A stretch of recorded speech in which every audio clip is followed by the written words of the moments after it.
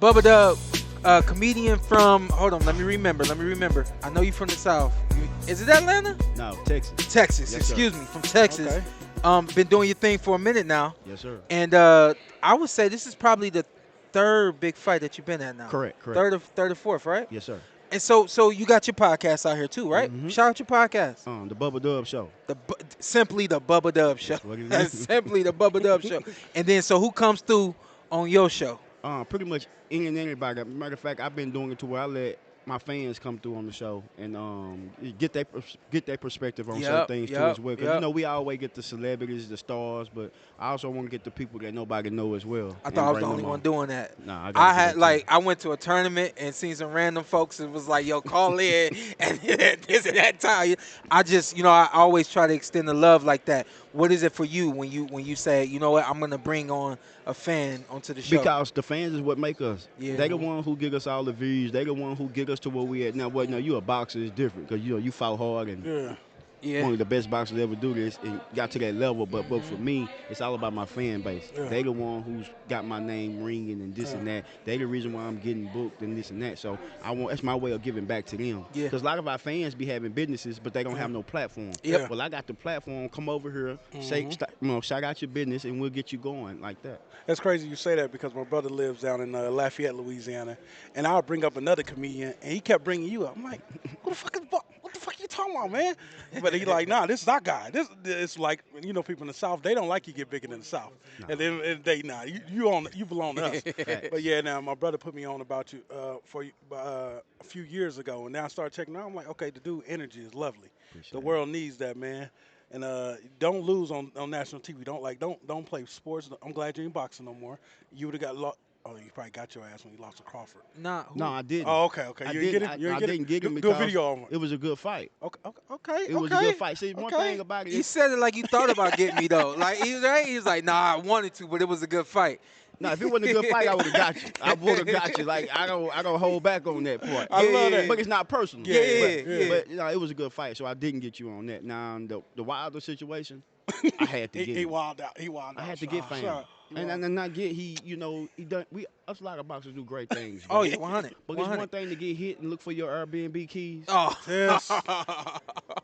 It done something to my soul. it did something to my soul too. I was like, damn.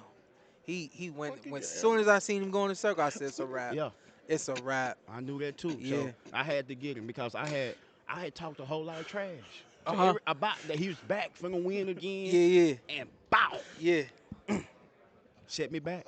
Hey, Lost $200. What happened with Haney and Garcia? That too. That because I'm always gonna try to ride with the brothers. Yeah, Now, yeah, I'm yeah, just yeah, being yeah, real. yeah, Just yeah, being yeah, real. yeah. That's what it is. Just being real. That's natural. And then soon as the fight happened, like 20 seconds, he got hit in the jaw and he was looking for his AirPods. Yeah. I knew then Yeah.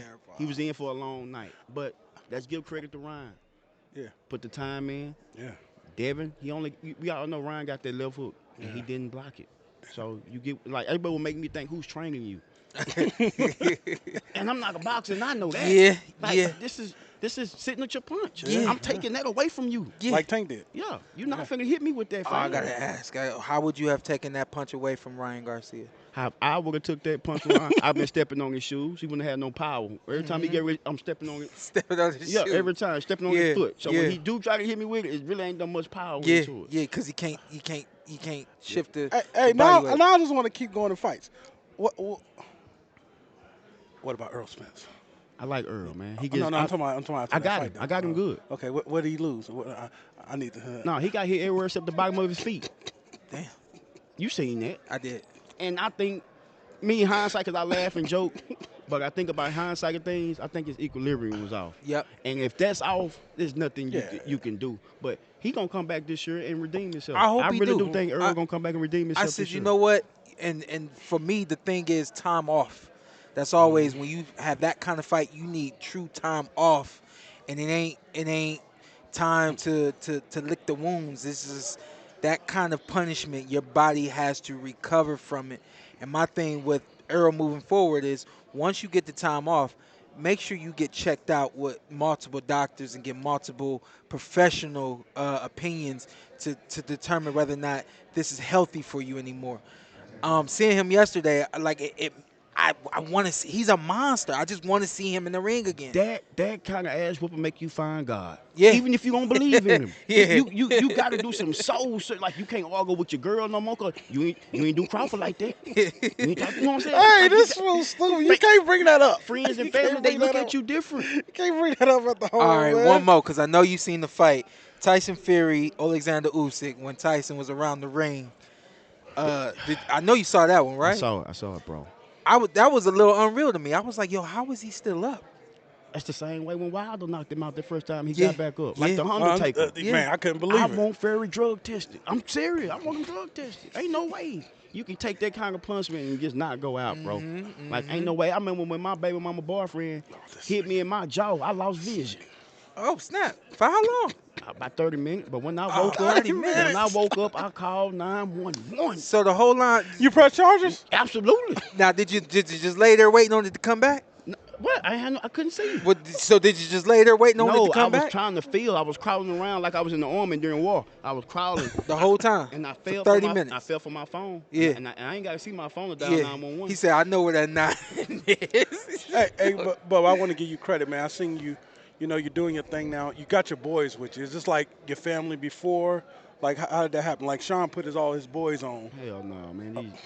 He said, people I met along the way, he that's said solid, though. they introduced me to the best, and I took the best as they gave. I'm thinking this dude he grew up with. Bro, I'm keeping it I don't know 100. these niggas. I'm keeping it 100, bro. Yeah. Like, but they Hey, solid, man. though. Yeah. Like, God has been good to put me around solid people, bro. I was just about to say because that. it seems like people that's bad, God already remove them from me. Yeah. And I'm a good energy guy. Like, I get on here, I talk shit, laugh, and joke. It's not personal, man. Yeah. It's fun and this and that. You're like Brenagh. That's my brother. Yeah. But he got beat the other day. I talk shit about it. Yeah. But he know it's not personal. Yeah. Like, he hit me up and, like, bro, we boys for Yeah, life. yeah, Like, yeah. I know it ain't personal. I'll be better my next fight. That's what he told me. Like, bro, I'll be better my next fight. You told me that last fight. Yeah. Yeah, he in the fight for that. Yeah.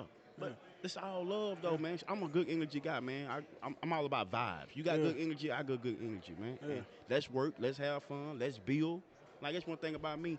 Sometimes people want to be, I want all us to be him. I don't want to be the only one with money. I don't want to be the only one with accolades. I want everybody to have accolades, man. It's enough hate in the world. Man, it's time to spread love, bro. Everybody, put everybody on.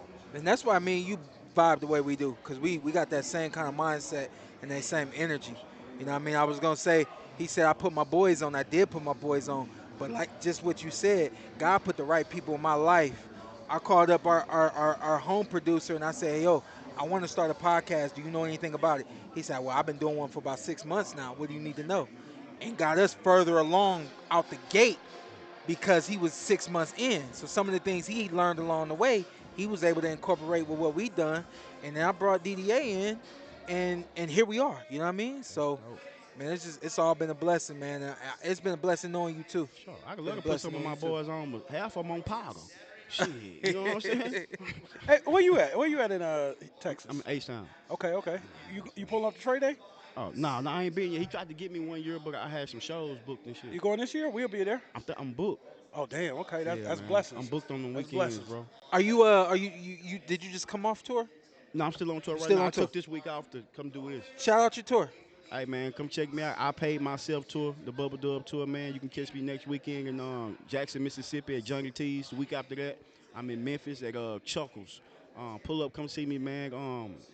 Don't worry about the internet funny. I'm real live funny. Yeah. Come see me. I really do this in real life. He said you can catch. He said you can catch me next week. I thought he said you can kiss me next week. No. I was like, hold on. Hey, he be disrespecting us. I'm originally from Louisiana, but he be disrespecting sometimes. Hey, let's get a pit real quick. For sure. Hey, Yeah. Dave. All right, y'all, we back. Listen, you already know me, man. I like to give the respect to the stage, but right now we got to give the respect to the man right next to me, Legend. James Lights Out Legend. Tony. Welcome to the PorterWay Podcast. I feel like this is your first time on my show. On your show, Yeah. and I'm very appalled about it because No, you're you not. should have been called. No, me. you're not. You're not You should have appalled. been a call. You're not me. appalled. You don't even know what the word means. Okay, you right. How you feeling? I'm feeling good, man. 100%. Yeah. Yes, sir. You got a show now. You got a podcast? Yeah, Punch That Pros, baby. Punch. What's say one more time? Punch That Pros. Punch That Pros. Yes, sir. Yeah. On YouTube? Right now on YouTube, but Okay, I'm gonna look it up. it's coming. It's getting you slow. and- It's me and Doug Williams. Oh, and Doug Williams. Okay. Actor, Yeah. comedians extraordinary. Yeah, very And familiar. We've had some quite a few guests on so far. Yeah. Okay. And then I'm coming in. I'm coming in. That's the biggest right there. Yeah. Waiting for Shane, Sugar, Yeah. Shawn, Yeah. Showtime, all that Yeah. more. Yeah.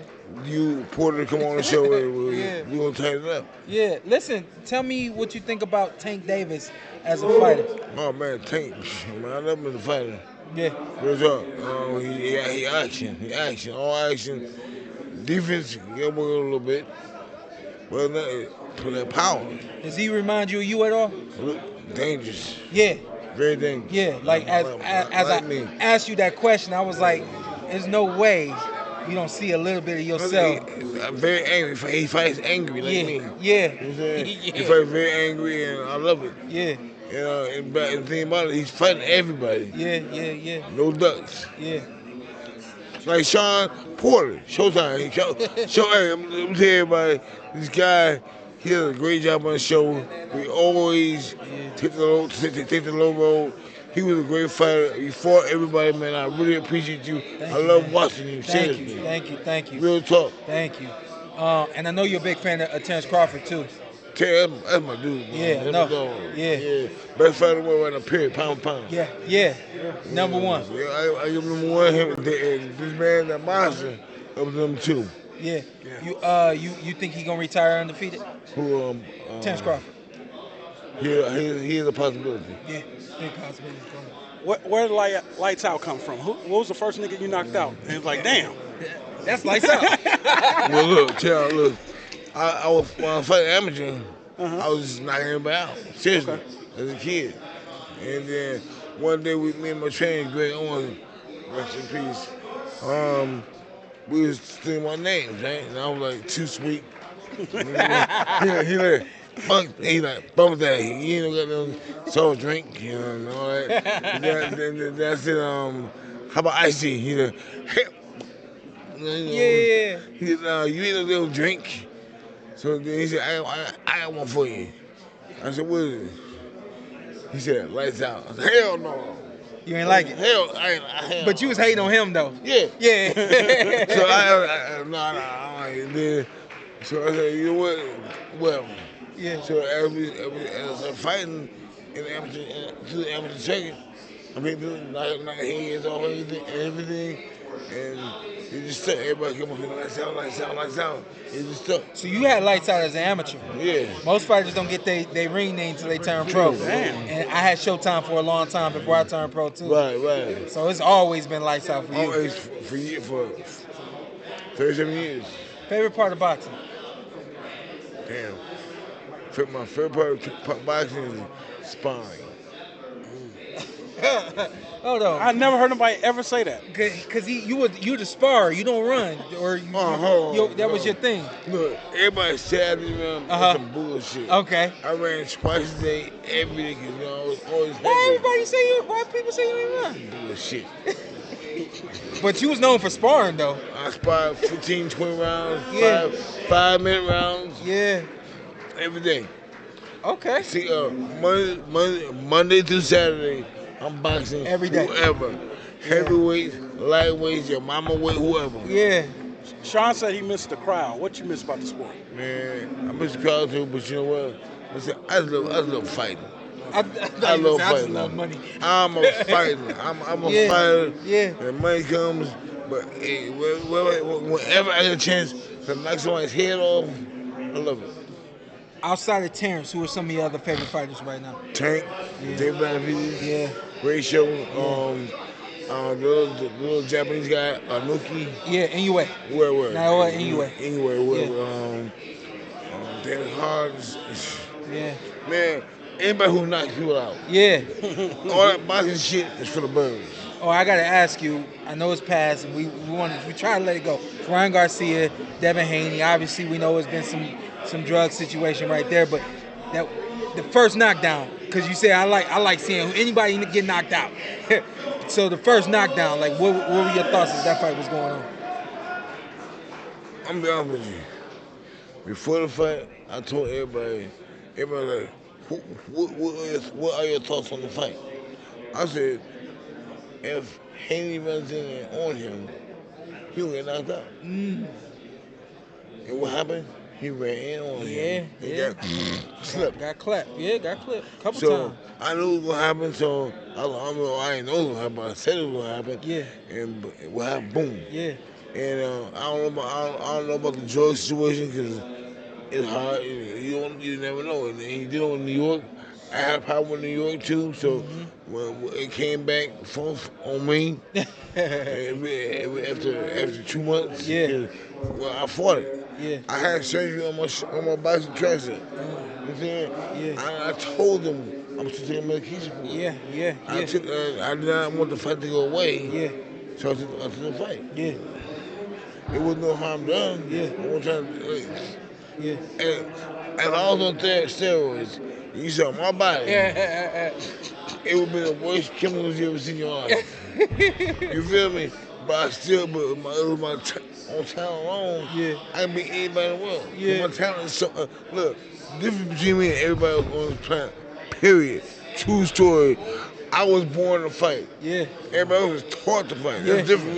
Yeah. That's the whole difference between me and everybody else. Yeah. I was born to fucking fight. Period. Yeah. Boom. The main and the co-main, David and Tank, born to fight. Terrence, born to fight. You, born to fight. Shout out the podcast one more time. Hey, Punch That Pros. When do y'all drop? Once a week? Right now, once a week, every Thursday on YouTube. On YouTube with Doug Williams. I'm looking forward to seeing Williams. it. And I'm looking forward to coming out there being on the show. I can't wait for you to have it on the show, man. Because you going to light it up. I'm telling you. Come on now. Always. Lights out. The champ is in the house. I appreciate Keep you. it show number one. Yes, period. sir. Yes, sir. Until we get there. Yeah, there you go. I ain't mad at you. Legend. Thank you. Nice to meet you, man. We'll talk to you in a minute. Oh. All right, y'all, we back with the man himself. I'm gonna move this just a little bit so we can get that a little bit closer to you. How you feeling? I'm feeling great, man. I'm having fun. Yeah. Usually, I don't get a chance to do the media role. You know what I'm saying? So, Yeah. Tank, I take his obligation to get our story out there, and to, how would you sit there and say, look on the outside of things to see in the inside. I saw that yesterday. I feel like I maybe it's because I know you, but I felt like what I saw on the podium yesterday was a little different from what I've seen in the past. Seemed like you were trying to actually have some fun with this. That too, but again, you know how when you know a guy since he was little growing up, and you look at the fights that y'all been in, I'm looking for that fire. Yeah. Looking for what you've seen over the years. Because you said it a couple of times yesterday. Through 28 fights, 29 fights, we still haven't seen. No, I haven't. I've been saying y'all that. ain't seen what I know. Right. So see, you understand. Yeah. And you notice I said that. I say the East Coast coaches know the real Tank. Yeah. Like when Tank fought for Draza, everybody was like, oh, he gonna get smashed. But all that's in that world, it's like, yo, y'all don't know who y'all dealing with. Get what I'm saying? And I keep trying to just say, you got to keep challenging him. Yeah. Keep challenging him because I know the best hasn't come yet. Yeah. And this camp that we were just in coming off of Ramadan, he made his Shahada, meaning his declaration of faith for being a Muslim. Yeah. That got me. Yeah. I never thought that he was going to do that. Yeah. Because, Kenny is Christian and I'm Muslim. And he said to himself, I think about when he would get baptized. You know what I'm saying? I say, ain't nothing wrong with that. That's what you want to do. Let's do it. And I understood what he was going through. He trying to find his peace. Yeah. And you think he's trying to find where everything he has, where it's come from? Well, I think he just want peace. Yeah. He want peace. And I know when he get in that ring, he's at peace. Yeah. You know that, Shawn. Yep. He's at peace. I mean, stuff that I see him do and how he move and how he pay attention to so much stuff. You could be talking in the corner and he's right on you. Yeah, You know what I'm saying? He can see what his mother doing, somebody fighting up there. And I was like, yo, how did this dude do all That's a that? fact. That's a fact. And we was in camp and the guy was sparring. And I said some things to him to see that connection was still there. And he locked in and the room got quiet. Yeah. And everybody, and Kenny looked at him and said, yo, shut it down. He said, yo, I don't know how y'all connection is, but man, it was so, and it gave me a chill. Yeah.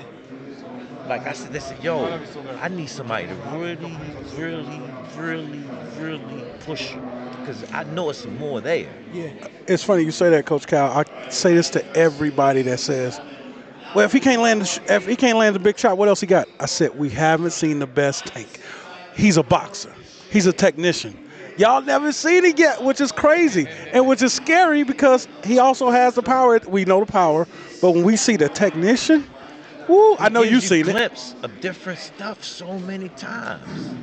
And guy, if you look at all the guys that really spar Tank, when I'm there, that's why I'm there. If you the guys that you hear talk, oh, I spar Tank. Where Coach Calvin was at? Yeah. Oh, he went to a lot of sessions solo, just pulling up. What fighters do that? Sean, what fighters do that? I was never allowed to do that. Oh, You okay. understand what I'm saying? I call him like, yo, what you doing? Yeah. Okay, Coach. I didn't know all this. But okay. I know where it comes from, and I know why he's doing it. Yeah. Because he had peace and he want to have fun. That's his fun. That's different. That's why I say Tank is different. It's different. Coach Cal, you all the way on the East Coast. He on the West Coast and sparring somebody. One day, I'm home chilling. Floyd on his vacation. This joker sparred a guy 180 pounds. Yes. And me and Floyd cussing all the coaches out. Hell y'all niggas doing? Yeah, but man, y'all he made us do it. I couldn't say nothing. Yeah. Because you know I know. Yeah. I said, yo, you gotta stop doing that. Yeah. Listen, Tank's not gonna say it, but I gotta ask you because I know you're gonna say it. What is it about Frank? How do you expect Frank to push them buttons? Well, this how I really look at it. See, everybody don't look at boxing history. I look at boxing like stocks and bonds. Frank wasn't one of the big fours. Remember when everybody was talking about the big fours? Yeah. Patino, Romo, Garcia, Davin, Shakur, he just bounced up in there. Yeah. So when I sit back and look at it, I sit there and say, Frank been making noise. Frank been doing his thing. And you look at, this is Tank's first African-American fighter that he's fighting in a while since the beginning of his career. Yeah. And I look at him, I watch Frank. Frank got a lot of good tools, he's southpaw. He's gonna come fight and he have nothing to lose. You know what I'm saying? And when I look at Frank, he got a great coach with him. Yeah.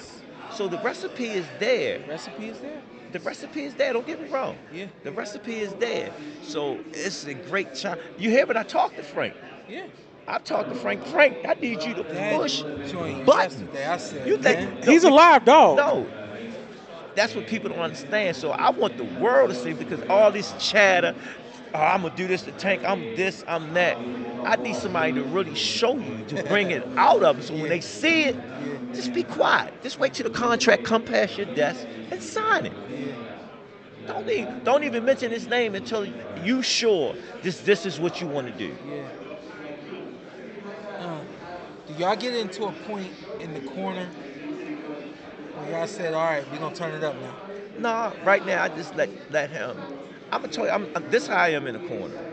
I don't like seeing Tank get hit. Tank know how I am. Tank, Leonard witnessed something last night. He said, yo, you unreal. You know what I'm saying? I'm different. I'm from the streets. Born and raised from the streets. And I tell him all the time. I said, they said, you ain't gonna ask a nigga what his weight class is if he hits you in your mouth. Yeah. I said, listen, yo, when it's time, I don't care who he is, you gotta go. Win, lose, or draw. Yeah. Go all the way to the finish. Yeah. So I'm just waiting. I'm just waiting because I know it's more there. I know it's more there. I know it. You know, it's crazy you say that. I remember playing sports, my dad being a bigger kid, they said, hey, he can't play with 6th graders, he got to play with the 8th graders. I'm like, my dad like, you ready? Yeah. I'm like, he like, you my son. Yeah. Yeah. You ready? He know it. Yeah, it's like you got. So you understand what your dad understands. Yeah. You know it. Yeah. I know what I know what I got. Man, that. Like I said, it gives me chills because Yeah. I'm seeing my body of work is being performed through him. Last thing, Coach, and I'm gonna let you go. I know last time we spoke, you were working on a story. Yeah, we're working on the story. We're working on how we get here. Yeah, is it the documentary? It's a documentary. The name of it is How We Get Here. You're going to see the trailer drop and whatnot, where it talks about our ups and downs. Our story is what we go through as African Americans, brown skin, I mean, Spanish too, in this boxing world. And Shawn, you know, you go through the ups and the downs and the downs and the up, and so much pressure on. But we're just human beings. Yep. We're just regular people. We just here to perform what we are good at. Yep. And sometimes people just beat us up, not understanding that was that moment for that moment. You know, I just recently got in some trouble that I didn't even do nothing. I'm fighting to stay out of trouble. You understand what I'm saying? And I get in trouble, but when I went in, my whole mentality had to change. But my Lord let me see something. My work is bigger than just in the gym. It's outside the gym. How can I take and help the youth that's in the streets? How can I give them something to stimulate their minds? So the only thing I can figure is the stories that we've been going through, that we talk to, that is going to show them, man, I can make a difference if I just put my mind to it. Amen. Our stories are our testimonies. Our testimonies deliver others from what we. That's what it's all about, what bro. they could go through. Yeah. And it's a guide to help them make it through. It's a moment, Coach. It's people praying for your problems. It's one of those things in life, man. Things come and go. It kind of is what it is, man. Like, I give myself a 10-minute rule. We went on vacation, Coach Cal. I get back home, somebody broke into my car. Oh. My girl, mom stressing about it. How Anthony feeling? Oh, he's over. Yeah. I was like, what, I'm going to cry about it forever? It is what it is. Listen to Situation's over.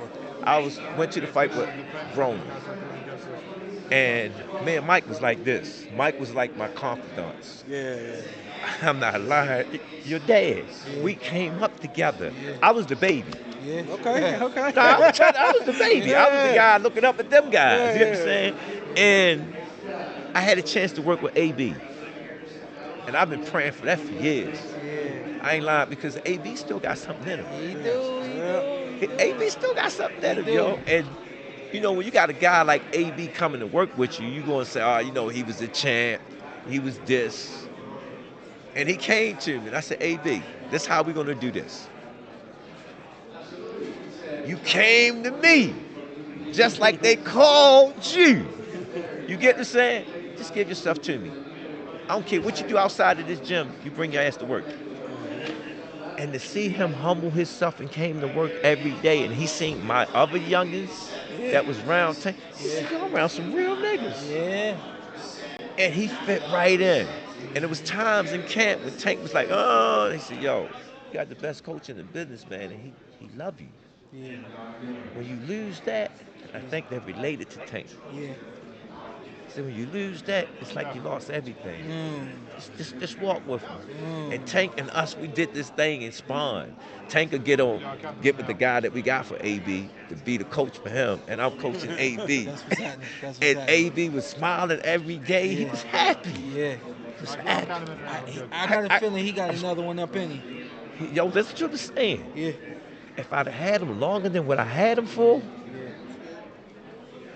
so that tells me something. Yeah. That tells me something. Stay next to him, Coach. Hey, stay next to him. Text me. If I had a chance to show you, I'll text. You say, hold up, this ain't AB. I tell people that all the time. That's why I said on the last show, I said y'all wouldn't believe. We had him on the show, and out of respect for Shawn, he showed a different side. Yo, which man, I like. Yo, listen.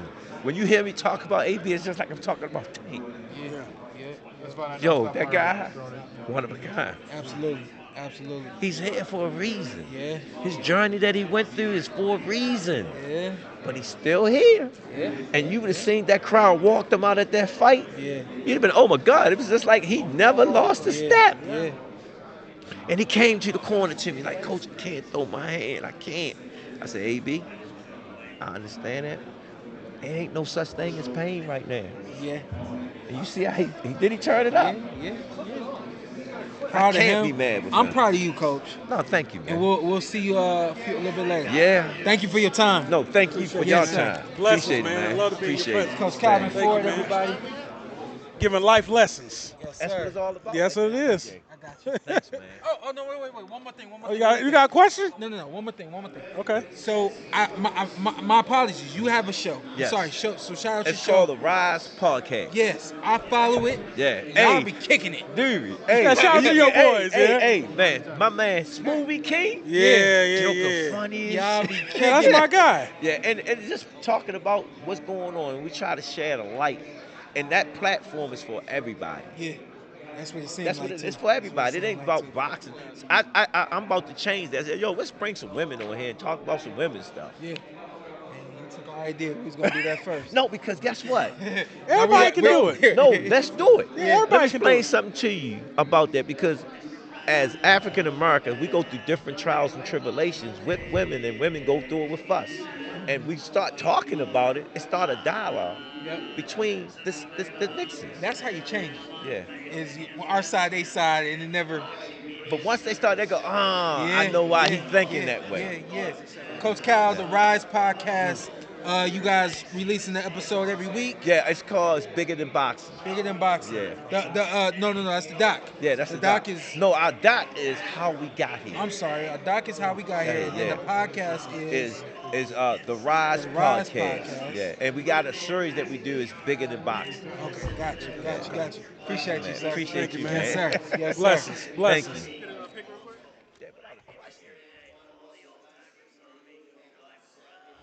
Okay. What we got here? We ain't got a lot. All good to see you. Yep. That's all I need. We on? We on. Turn me back up. All right, we back with another one. How you doing, respect baby? to everybody Breadman. on the stage. With the Respect to bread, everybody man. On the stage. You but got we money? We You got money? He You got got money? something. He got a little something. Hey, nobody ever said. I thought he was so smooth. Like, I ain't got He got a no little money, something. man. He got a little something. How we feeling? Good, man. Yeah. Good. Happy to be out here. You don't got nobody on the card, do you? Yeah, Karan Davis is Oh, fighting you do Elijah got- Garcia. Yes, sir. Yep. Excuse me. Yep. That fight was supposed to happen before. Yes, and Yeah. he got some allergy, and we got to the weigh-in, and he told us that Friday morning, man. So it was really disappointing to cut weight and go through the camp, but I know. sometimes things just happen for a reason, and they rescheduled it. So hopefully everything go right this time. Coach, let's talk about that real quick, because I know there's a lot of people out there that don't really understand what a fighter, what a coach, what a team goes through when a fight gets postponed and things of that nature. Kind of walk us through the process, how you guys pull back, re-rev the engine, all that kind of stuff. That's a great question. The fight was scheduled for March 30th. I know it was tough because, like sometimes with my fighters, I'll like float them the money for camp until we get to the fight. And it's massages, is cryo chamber, is your nutritionist, sparring partners, costs, so it was very disappointing. I'm like, somebody got to give me something, you know what I mean? I didn't train to spend money. I ain't believing that, Coach. You I wasn't thought out he was there gonna like eat that. it. You wasn't out there. He ate it. He ate Yeah, it. okay. He ate it. So, he ate it. I said, you ain't look, out there like that, Coach. Don't no. let him think you like that. Yeah, no. I ain't trying to believe it. Ain't Karan's fault, but Right. We didn't go through no camp because he didn't do anything wrong. Right. And I'm not blaming the other kid because things happen, and the kid's undefeated and he don't want to get in the ring and not be 100%. But as we know, at a certain level, everybody get in the ring with some kind of ailment. It's something that's going to be wrong with you. So, that was disappointing. Let me cut you real quick and say this. When y'all were on the stage for the press conference and it was all done, do you remember me saying to you, I said, man, something wasn't right. You might not have been here yet, but I said, man, something wasn't right. I said, he just was speaking like he was unsure of himself. Yeah, that didn't seem right. And then the next day, I'm walking up, he said, yeah, he off the show. So yeah, so, I understand it. Karan I thought he beat Anthony Durrell, and he gave Benavidez a tough night on 2 weeks' notice. Yeah. You know what I mean? So, and this kid is from Phoenix, so he's a smart kid. He's like, man, I don't want to mess with that guy at 160 pounds if I'm not right. So I don't blame him, to be honest with you. Yeah. But we cut back a little bit. I didn't know what the date was going to be, so we just kind of sailed along a little bit. Let him get a little bit out of shape, because once you have a hard camp like that, your body do need some come down time. And then I heard that this card was coming up, and around the end of April, I started making phone calls like, "Are y'all gonna put us on this card? Let me know, because I want to get him right." And on May 1st, I got the confirmation that we was gonna fight. So it was perfect. We just went right back into a 6-week camp, and his conditioning didn't leave him. So it was like right at the same place, and we start sparring light. About a week into the sparring, we start turning it up, and it went perfect. Who's actually in the Breadman's camp right now? Who's some of the fighters? Caleb Plant, Karan Davis, Julian Williams, a kid named Romuel Cruz. They call him Kuko. He's 11-0. He fights at 122 pounds. A kid named Iran JYD Peterson. He's 6-0. He fights at 160 pounds. And that's it right now. Some talks with some other fighters, but roster. We'll see. We'll see how that goes. Shawn Porter. Shawn Porter is a retired millionaire, man. Once upon a time. There's a super middleweight that ain't got a trainer right now. Is it super middleweight? It was a super welterweight that don't got a trainer right now. Man, you ain't got to say names, but I think they're partnered together real cool. Would you say he fight at what weight? 154. He fought at 147. Right? Oh, I know you're talking about. Yeah. I think that'll work. Well, we got to see, the money, right? My man's a money guy. Well, no, I'm a win guy, too. I want to win. But, we'll see. Man, when you got property down there, don't you? No. But when you've been around this long, man, I know all these guys. You know what I mean? Like, you kind of form relationships with them. Like, when I started training Caleb, people act like that was the first day I met him. We all on the same cars. We fight in the same promotion. So you form, like, a bond with guys. So you start to know different people just from just being in the lobbies and stuff like that, The first time you worked... go ahead. Breadman like that young, old dude. Like, bro, I feel like you've been around forever. Yeah, man. Well, 14 years. Because he was popping that stuff on Twitter, like, before it was really even Twitter. You know what I mean? Yeah, he's one of the OGs of that. Yeah. When you first got with Caleb came to Philly, right? Yes. Like your first official time working together? The first official time we worked together, I had some downtime in between fights, and he told me he was looking for a trainer. He wanted to see if we would mesh and have chemistry. Gotcha. So I came out here, and he was at one of the gyms right off the strip. I don't know all of the gyms. You would know better than me, Shawn. So we came out, and then he came back to Philly twice to work out, to kind of like see if we was good. And then I came back out here. Because I told him, I said, I don't want to rush the decision, and I don't want you to feel pressure, because I'm going to be cool with you regardless. This is a business, so don't feel like that, I'm going to be mad at you if you don't pick me. This is the decision that's going to be, this is a crucial decision in your career, because he had just lost to Canelo.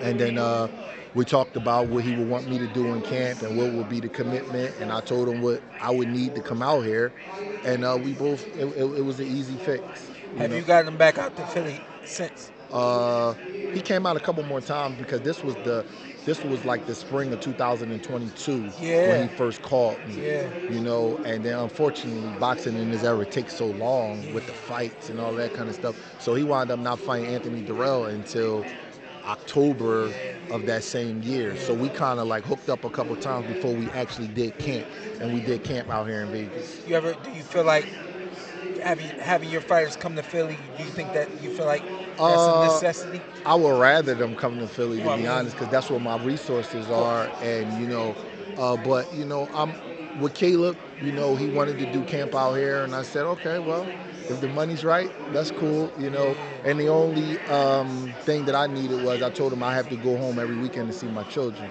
because I can't be out 8 weeks without seeing my kids. So Friday after training, I'll just jump right on the plane, go see my kids. And because of the 3-hour time difference, it kind of works, because I could leave Monday morning, get back here, and then we start training again. So that was the big thing. I can't work on the weekends, because if I got to work on the weekends, that'd be 8 to 10 weeks of not seeing my kids, and I wouldn't do that for no amount of money. It's funny you say that. I was going to just bring that up. Man, I take being a dad number one. That comes before everything to me.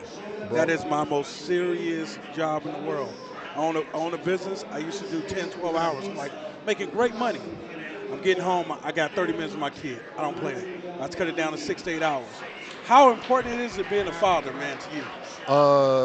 It's the biggest responsibility that I got in the world. My daughter runs, and my son, they run in the track meet this weekend, the Junior Olympic qualifiers. I'm sick that I can't make it. I really am. I'm sick. And like one thing I tell PBC, the matchmakers, everybody, the last week of July, the first week of August, I don't care if it's a $50 million fight. I can't work it because that's the Junior Olympics, and I can't miss. My daughter won 2 gold medals at the Junior Olympics. She's 11-time All-American. Wow. I can't miss that. So, but this is how I spoil my children, so I do have to miss time with them, being the trainer, but I try not to make it anything significant. I go home on my own dollar. Like, I don't ask the fighter to fly me home. I'll fly home 6-7 times a camp just to see my kids. So if I had a choice, it definitely wouldn't be in Vegas, but that's the part of the game that you gotta sacrifice to be away from your kids. I'm sure you know, man, because his dad ain't no joke. So you waited to have kids, though, which was smart, because now you get to spend all your time with them. That's smart. I didn't have my first child till I was 34, 35 years old. You know what I mean? So that's very important to me, man. 30 when I have mine. I literally don't take certain jobs. I made a commitment to Caleb, and if I make a commitment to you, I'm going to stick with it. But I don't take certain jobs because it will require me to be away from my kids too much, because I can't do it. Is there anything else you got going on back home that you want to shout out in terms of community activism, anything like that? I do. I help out, with my kids, like their different sports teams. So that's, between me making money off of real estate, and then I have to be in the gym with my boxers, spend time with my kids and like their teammates. I go to all of the games when I can. I do a lot of that. I don't even commit to coaching full time because I never know when I'm gonna get a call, because a fighter's schedule, this ain't like football where you're gonna play every Sunday. So I tell them when I gotta help out with the coaching, like I may gotta leave for a couple of weeks. But that's pretty much what it is, man.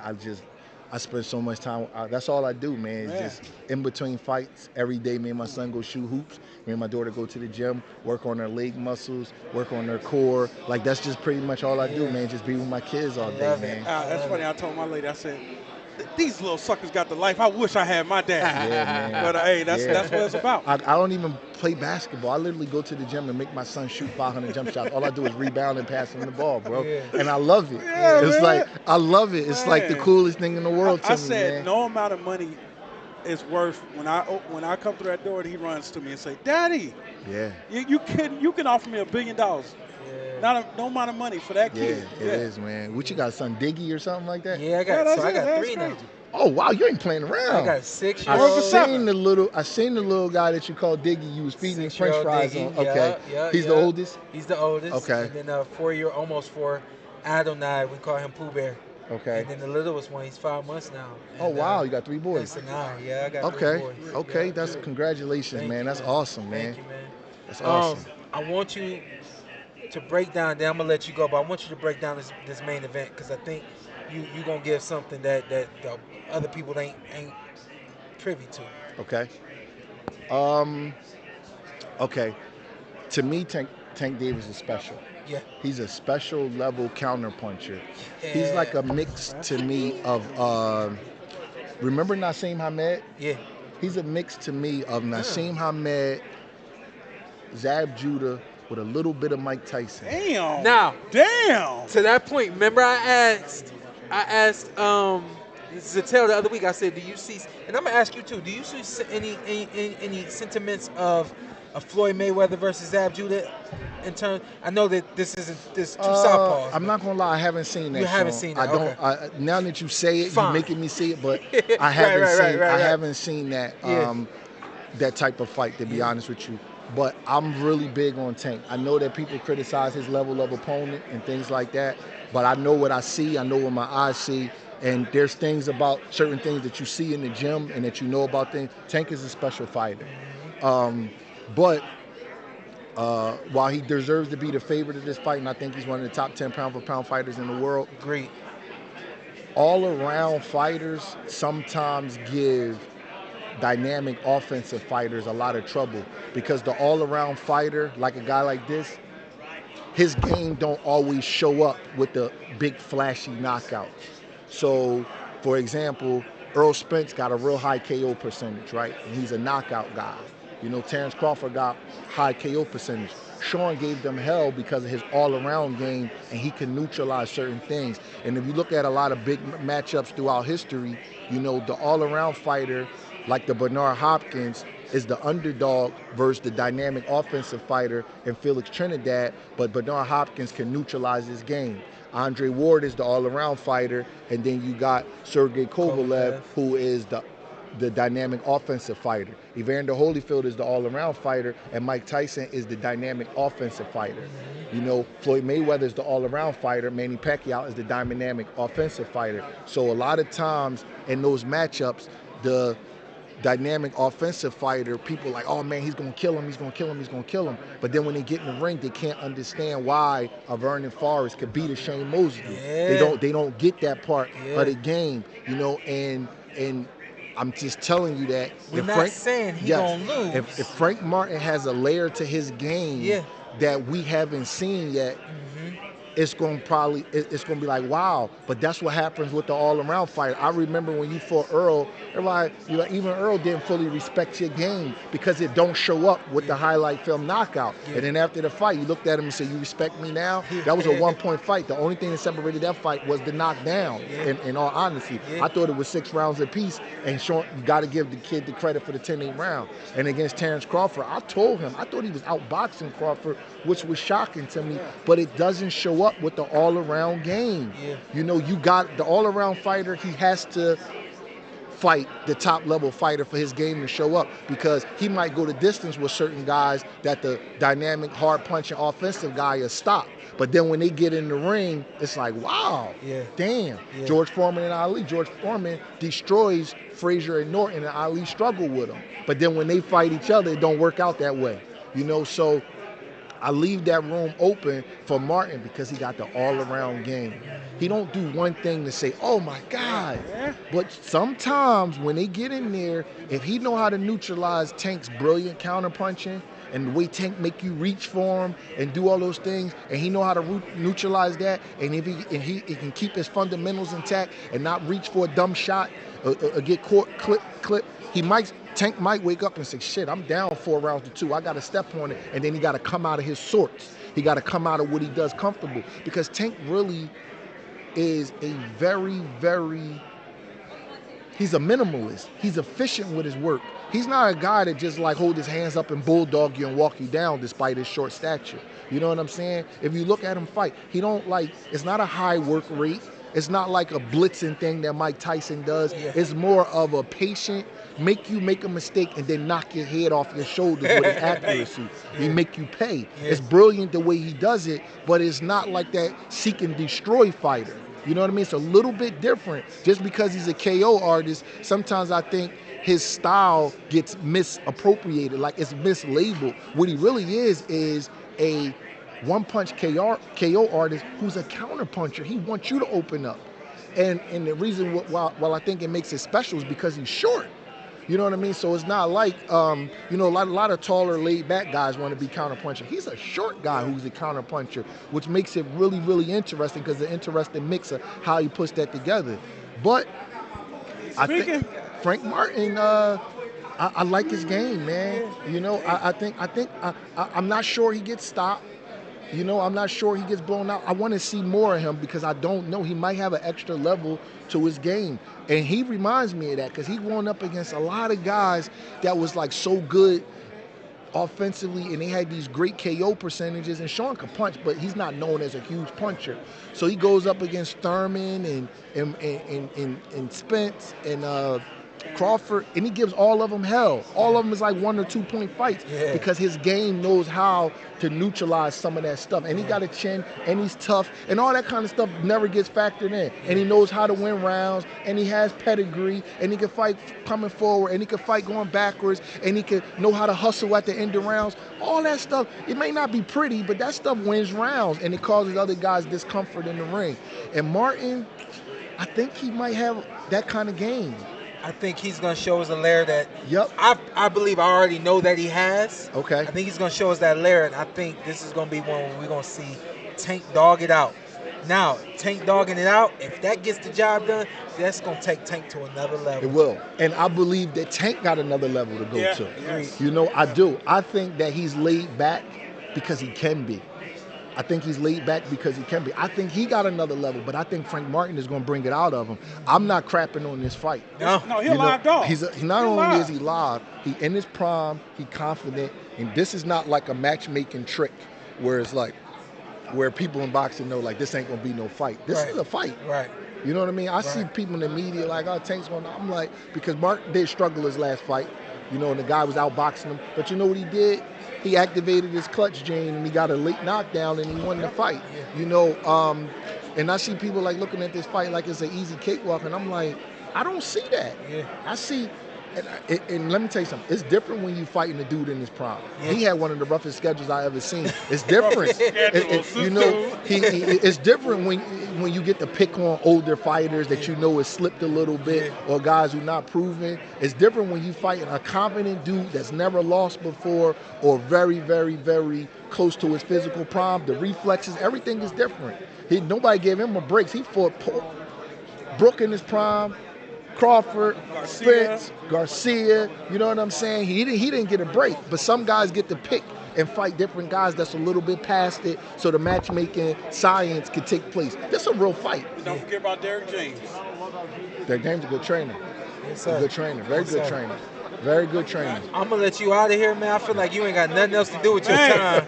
I appreciate you, man. I love you, bro. You laid that down. You, so, it's been my man forever, too, man. It's been my man forever, man. I see y'all. Appreciate you, bro. Hey, don't let him get out of here, man. Y'all think this is a regular white tee? It say True Religion down there. That's $1,000 tee. That's $1,000 tee. He got there getting money. What you got? Come on. Who you want for that belt in the lobby? They just gave that to him. They just gave that to him on the stage. You need to pay attention. He wasn't paying attention. Pay attention, Sean, man. Here you go. You got a little echo. I got an echo too. All right, that's better. Back on the podcast yet again. You got an echo. Yeah. What'd he do? There we go. All right, I like that. Gary, so we were talking, unfortunately, and we missed that moment. I saw the moment of you being on the stage and all that kind of stuff, but take us through what President WBC President Suleiman, what's that right there? No, he getting the mic.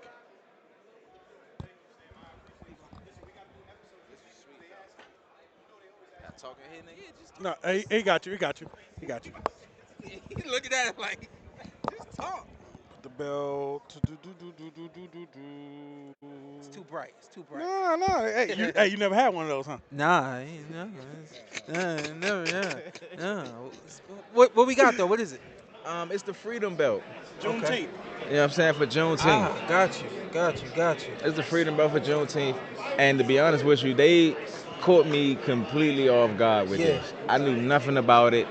You know, funny thing is, though, I was the longest reigning champion to represent this sanctioning body, the WBC.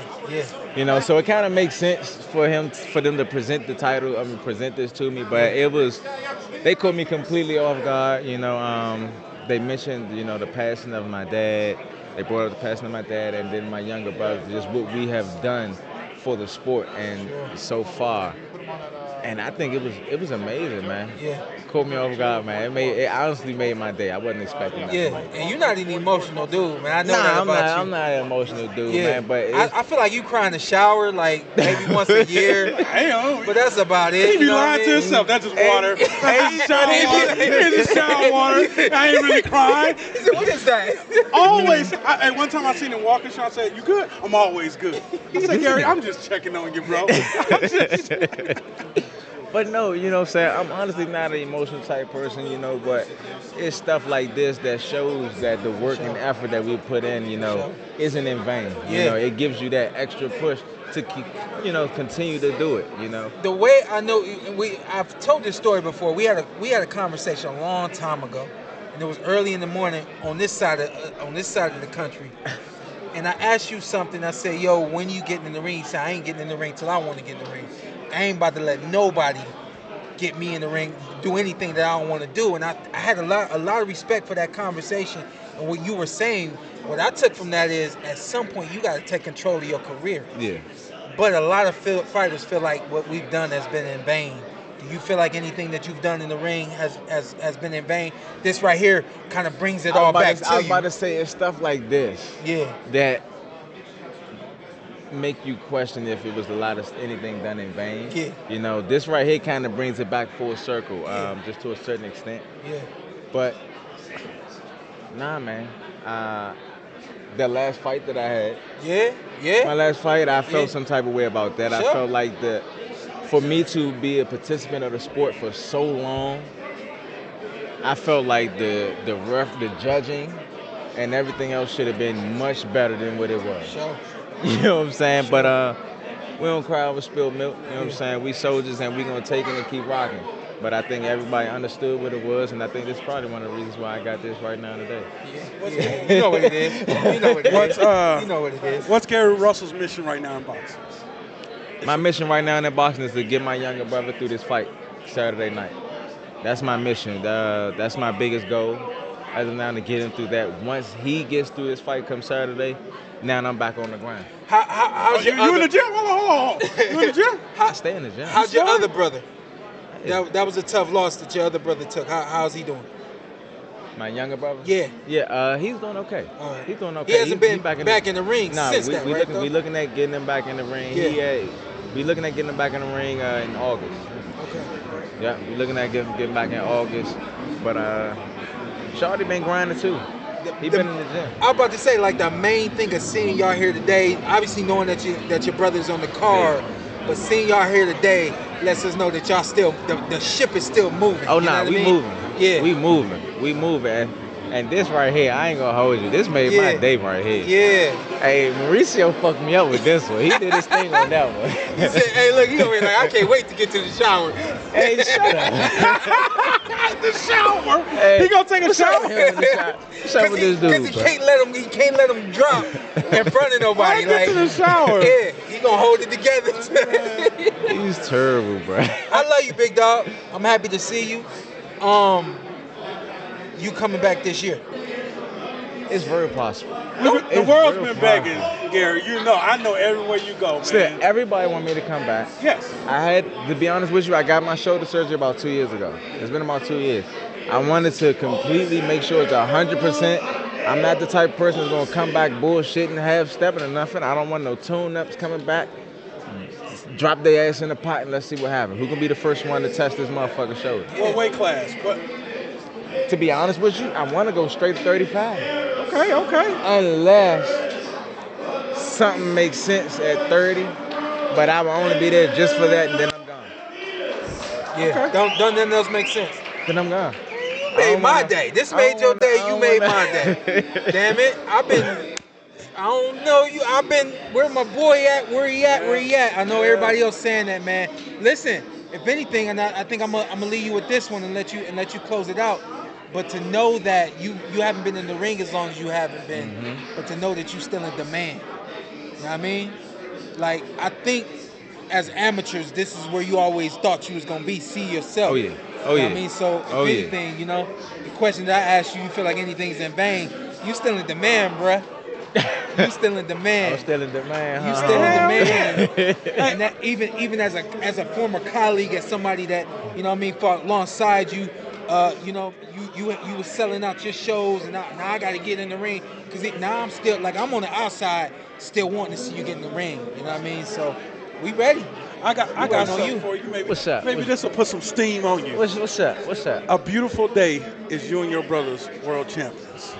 Hell yeah. At the same time. That's a great day. That's beautiful for your family. Great. That's beautiful. That's amazing. Man, once that happens, the Russell, hey, my work is done. Your work is done. How much? No, you. I'm still talking shit. Hey, look. I think in due time we can definitely see that. Yeah. In due time we can see that. Like I say, I'm not looking for any tune-ups. My younger brother, he's already lining himself up. This is interim title. He's about to compete for the interim. Yeah, so this will line him up for the title immediately after. So it's very possible that we could be competing for that shit on the same card. Is that 140? Is he at 140? Yeah, 140. He said, he gonna run through that's that a beautiful night. He gonna run through 140. Okay. He gonna Like run it. through 140. I like it. Let's get busy. Bless her. How's mom doing? Man, she's spoiled. Oh, that's how it's supposed to be. Spoiled. That's how it's supposed to be. She ain't Mom's spoiled. She's spoiled. spoiled. Yeah. Babies getting bigger. More importantly, getting smarter. Yeah, that's what it's all about. But that's where I've been, man. I've been focused, locked in on my younger brother, trying to get him situated and get him through this day. I know this is a very big stage for him. We never try to magnify the stages that we compete on, anything like that.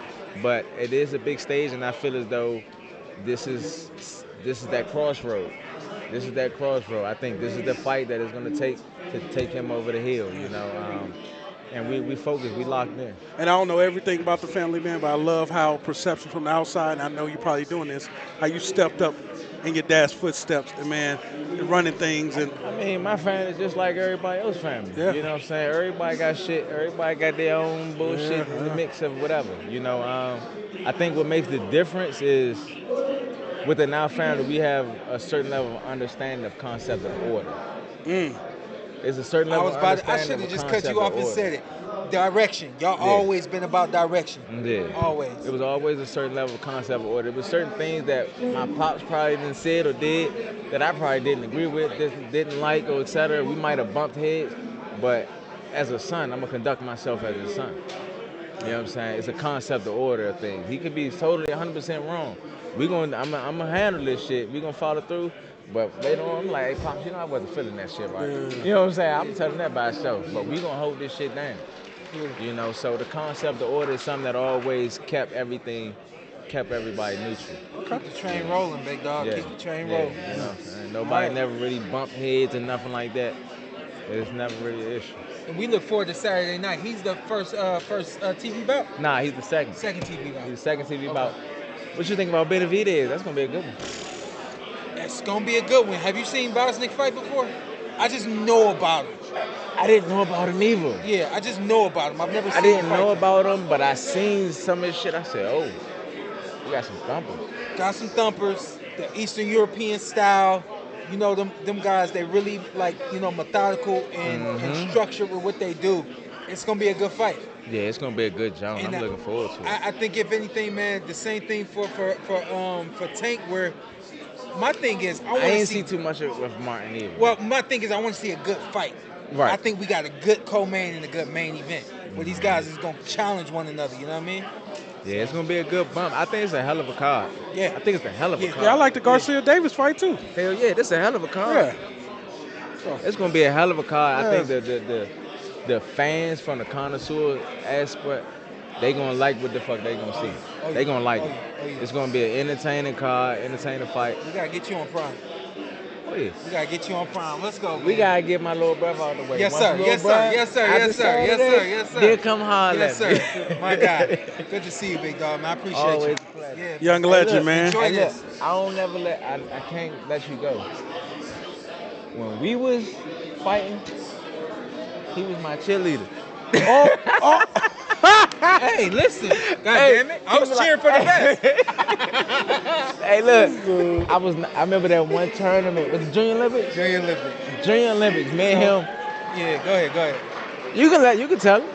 So me and Gary the only ones stopping everybody in the tournament, right? So we win the tournament, and they keep us down in Houston in Texas for a whole week. Brownsville. And they roomed us together, and so now we had a couple of other countries come over. Now we fight against other countries. International now, baby. We international. This is like our first big international thing, right?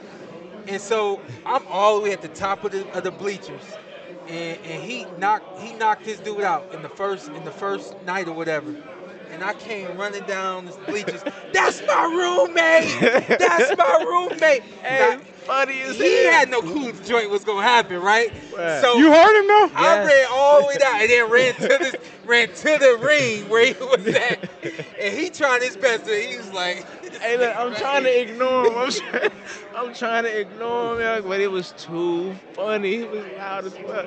We had to have fun. You know Man, we had to have fun, man. Had to have fun. It's sweet to see how far we come from those little children, man. 12, 13, 14 years old to now. You know what I'm saying? Grown men still at the upper echelon and at the top of the food chain. Yes, sir. Yes, sir. A lot of them didn't make it, man. Y'all a lot didn't make it. Man, a lot of them didn't make it. Hey, name right now, please. Name 2 guys that you felt was gonna be there that ain't get there. 2. One of them, I don't even want to mention his name because I really feel some type of way, and I still feel the way I feel. You know who I. Where the camera at? Where the camera at? You know who I am when I'm about to say this shit. I definitely feel some type of way. I still feel some type of way, and ain't shit changed.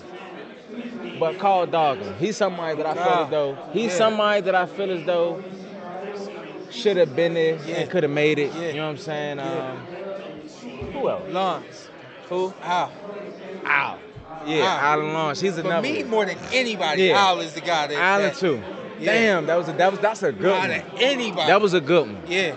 When we talk, them we gonna, as we get this thing really going, and you guys get into a space where we can actually have some conversations about the old days, and y'all not so focused on what we got to do now.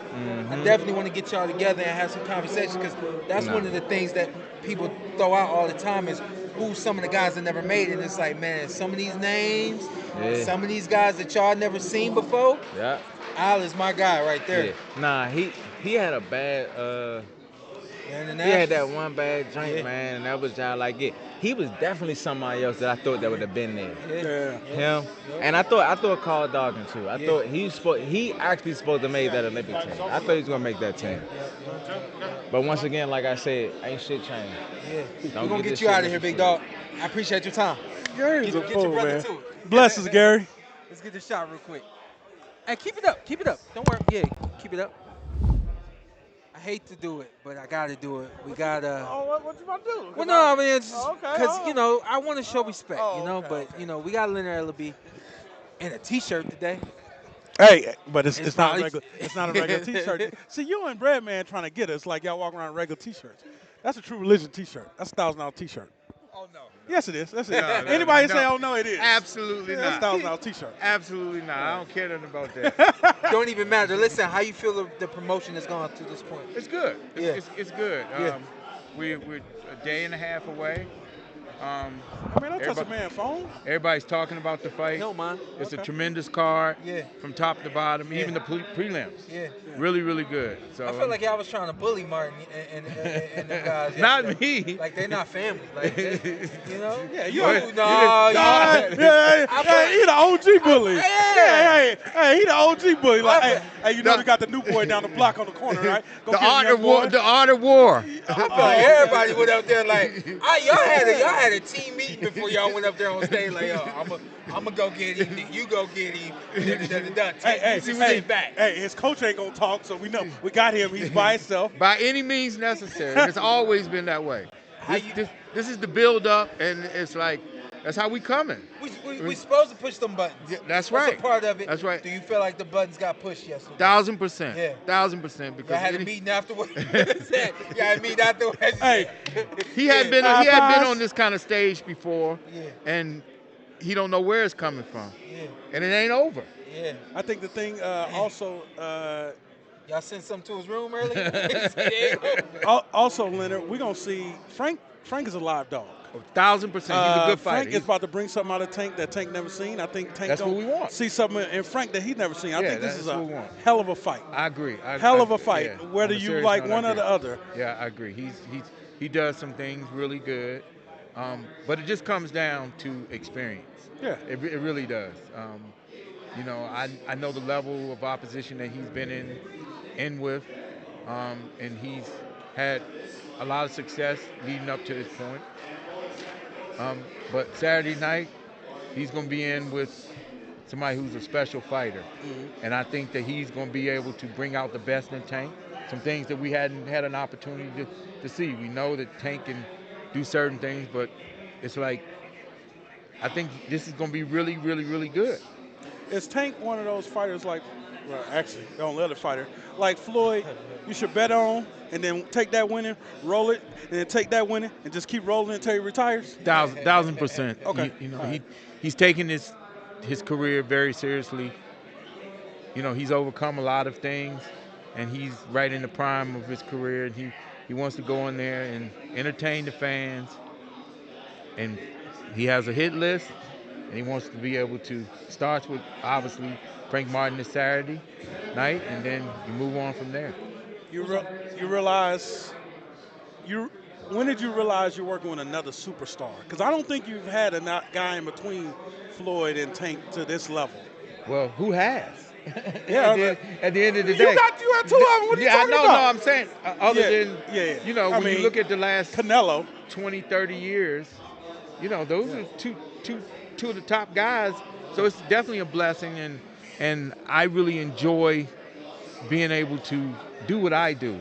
Yeah. You got to have something to work with, and I think now Tank's in the prime of his career, and yesterday we start seeing some things from him that people haven't seen before.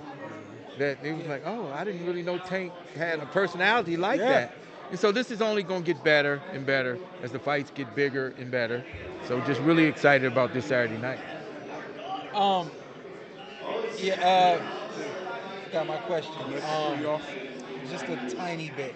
Yes. Everybody's talking about Frank touching these buttons. He's going to pull it out of him.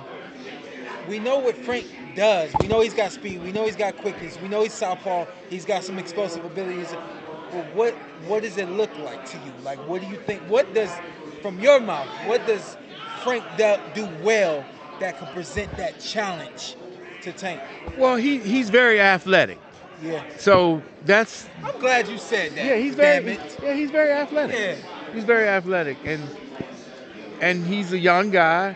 He just doesn't have in my opinion, the experience. I think that after Saturday night, and hopefully that you won't come away from this fight, and there's some things that will carry over in his career. Yeah. Hopefully that everybody, It's supposed to be. That's the thing that people don't really consider when you talk about two of the top in the division getting in the ring against one another. They're both supposed to come out better, barring health and things of that nature. Yes. But they're both supposed to come out better, you know? So I think that this is a 60-40 fight to me.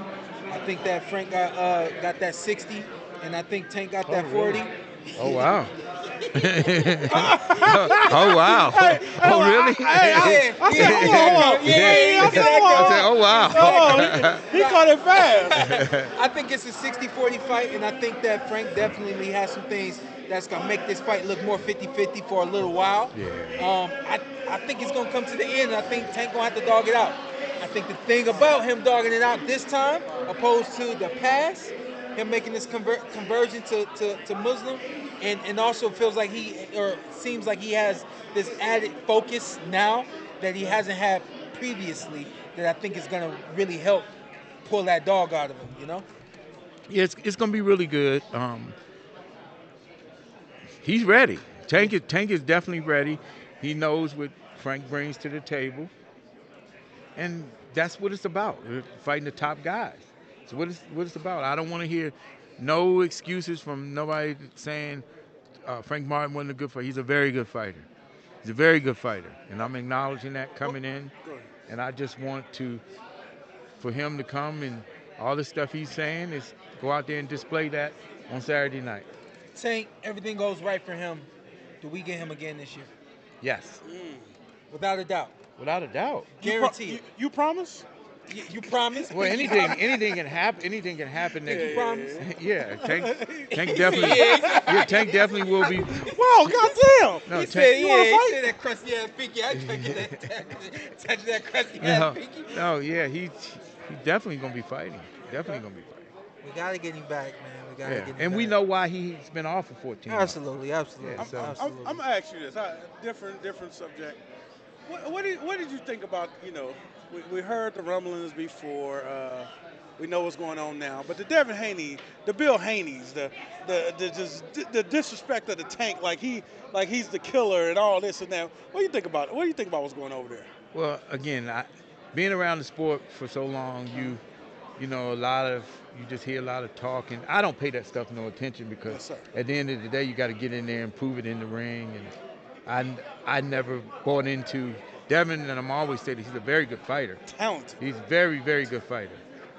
And still, even after the loss, I still think he's a very good fighter. But sometimes you can just kind of, you know, put the cart before the horse, and you know, so you just have to. Everything is about patience and timing, you know. But I don't get caught up in the nonsense because I know at the end of the day what I'm working with. You noticed the business side of them, that they was making rookie mistakes? You've been in this for a long time. And it just comes with, again, I'm going to use that word, experience. Yeah. That's why it's nothing, you can do all of this. At the end of the day, it just comes down to being able to deliver from the business side to actually going in there and executing in the ring. They kind of go hand in hand. Got anything for? I got nothing else for you, Mr. Leonard. Not today. Oh, no. Oh, I got to get it before we go. How this ends? Huh? How this fight ends? Knockout. Okay, he said that last time when Garcia got knocked out. Oh, you know, I remember my question now. Then I'm going to let you go. Okay. So the last time you came on, talked about Rolly. You gave us some insight on Rolly that I think the world never would have ever expected from Rolly. Oh, yeah. Is there something in the connection between you and Tank? You know what I mean? Is there something special there with you guys, you know, part of your friendship, your relationship, outside of the business that makes it special? Most definitely. Tank has a lot of respect for me, and it's a mutual respect. I'm someone that he knows that when he see me, you know, it's something different. I'm not there to hang out, and you know, I'm there as a mentor, someone to help guide his career, and he knows if I tell him something, it's the truth. I'm not, you know, I'm gonna always tell him the truth. And you know, one thing that I'm very impressed about with him is that where he's at in his life right now. He understands it's all about next level stuff, setting himself and his kids up for life, you know, which he's in a wonderful position already to do, but just continue to have that generational thing and continue to challenge himself, and he wants to be considered the best. Yeah. And in order to do that, the guys who y'all say are the best, he wants to get them. But he just can't get them all in one night. He just can't get them all in one night. But he's going to have the opportunity to get, if y'all say this guy's the best, that's who he wants to fight. Yes, sir. Well, Mr. Ellerbe, we appreciate your time. Always, sir. Blessings, brother. Always. We're going to bring you into the studio soon, too. Oh, yeah, most definitely. Love to come. Perfect. Love Thank to you. come. Thank you. Love Thank to you. come. Love to come. Leonard Ellerbe, everybody. The living legend. In. Elijah. What? Elijah, how you doing, man? How you doing, Elijah? I seen you outside, man. Nice to meet you. I really wanted to. I was like, no, I'm not gonna do that to him, but I just wanted to make sure, man, you're feeling good, feeling great on this one. Yeah, I feel good. I feel great. I feel ready. I feel like you got a new hairdo too. Yeah, I got one of them country boy cuts. What you doing, huh? What's going on back there? Got one of them country boy cuts. Yeah, man. I ain't mad at you. How you feeling, man? What you think about this fight? I had Breadman on the show, so I asked you the same thing. Obviously, you were sick, so you had to, pull back off of the fight and all those kinds of things. How was it tapering back, coming back from camp, and then getting back going, especially for the same guy? I took like 3 weeks off total, and then I kind of stayed in good shape. You know what I mean? I rested. I didn't really eat too much junk food. That's good. And once I got back in the gym, it was like going with the flow. I kind of my body fell in shape pretty quick, and then I didn't want to overtrain, so it was just about staying sharp. You know what I mean? You know how it is.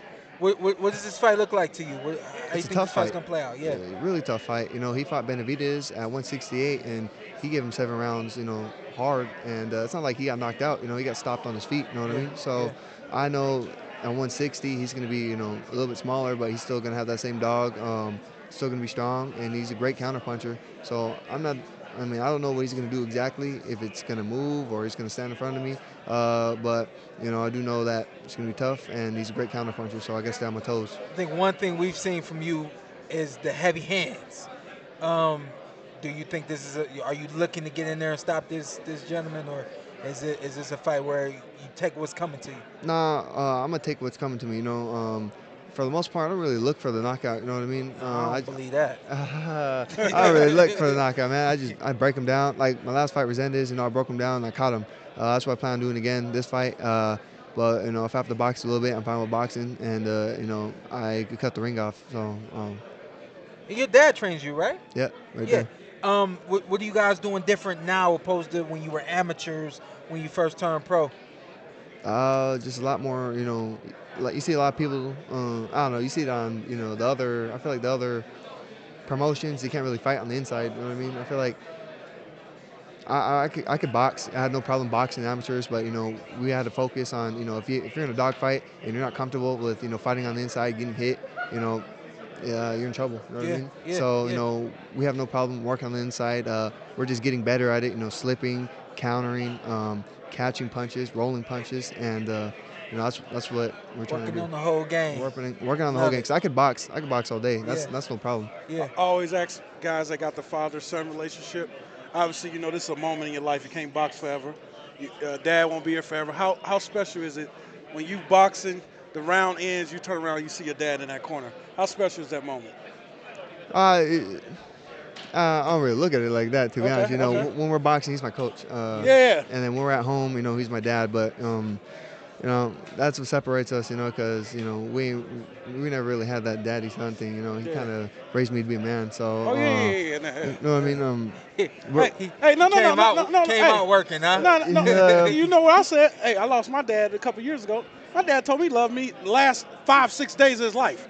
Like, what are you doing, bro? But he was like, I was trying to raise you to be a man. I wasn't there. So I get what you're saying. That's what, like not a lot of people knows, but, before I fought Vidal, he could have died, you know what I mean? And, that didn't really play a factor because he told me, like, you got a job to do, you know what I mean? Like, if you win this fight, you change your whole life. And it did. So, you know what I mean? He raised me to be a man, and he raised me to take care of business. One thing about your dad is he knows how far you can go and how much he can get out of you. Oh yeah, 100%. More than anybody. He was a fighter himself, and he was a great amateur fighter. He'd fought Jason Estrada. He fought Jason Estrada like 6 times. He was ranked. Oh, okay. He was ranked. Come on. We was talking about your amateur Talk about record. yourself. Yeah, come on, man. Get on there and say something. Say something about you. I told him he fought Jason Estrada. He stopped you? No, hell no, he didn't stop me. Nah, Jason never stopped me. Yeah. I fought him 9 times. We tied a couple times. So from 01 to 04, I was on the U.S. boxing team. Yeah. I traveled. We talked about that. Where'd I go? I fought Kazakhstan. I fought Cuba in the Olympic qualifiers. Yeah.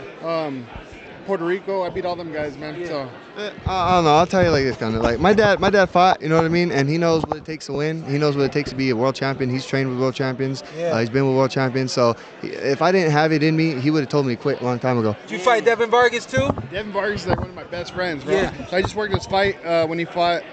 He just fought I called Devin, man. He's crazy. Devin fight. But no, he's a good friend of mine. He was my roommate. Him, Vicente Escobedo, they were my roommates. Yeah. So, but like he was saying, just because I fought doesn't make me a coach automatically. You know what I mean? It took like me going to the amateurs with him, taking him to all these tournaments, and then once he wanted to turn pro, I had to say, man, he beat everybody like that was in his weight group. So I had to get better myself as a coach because I had to learn.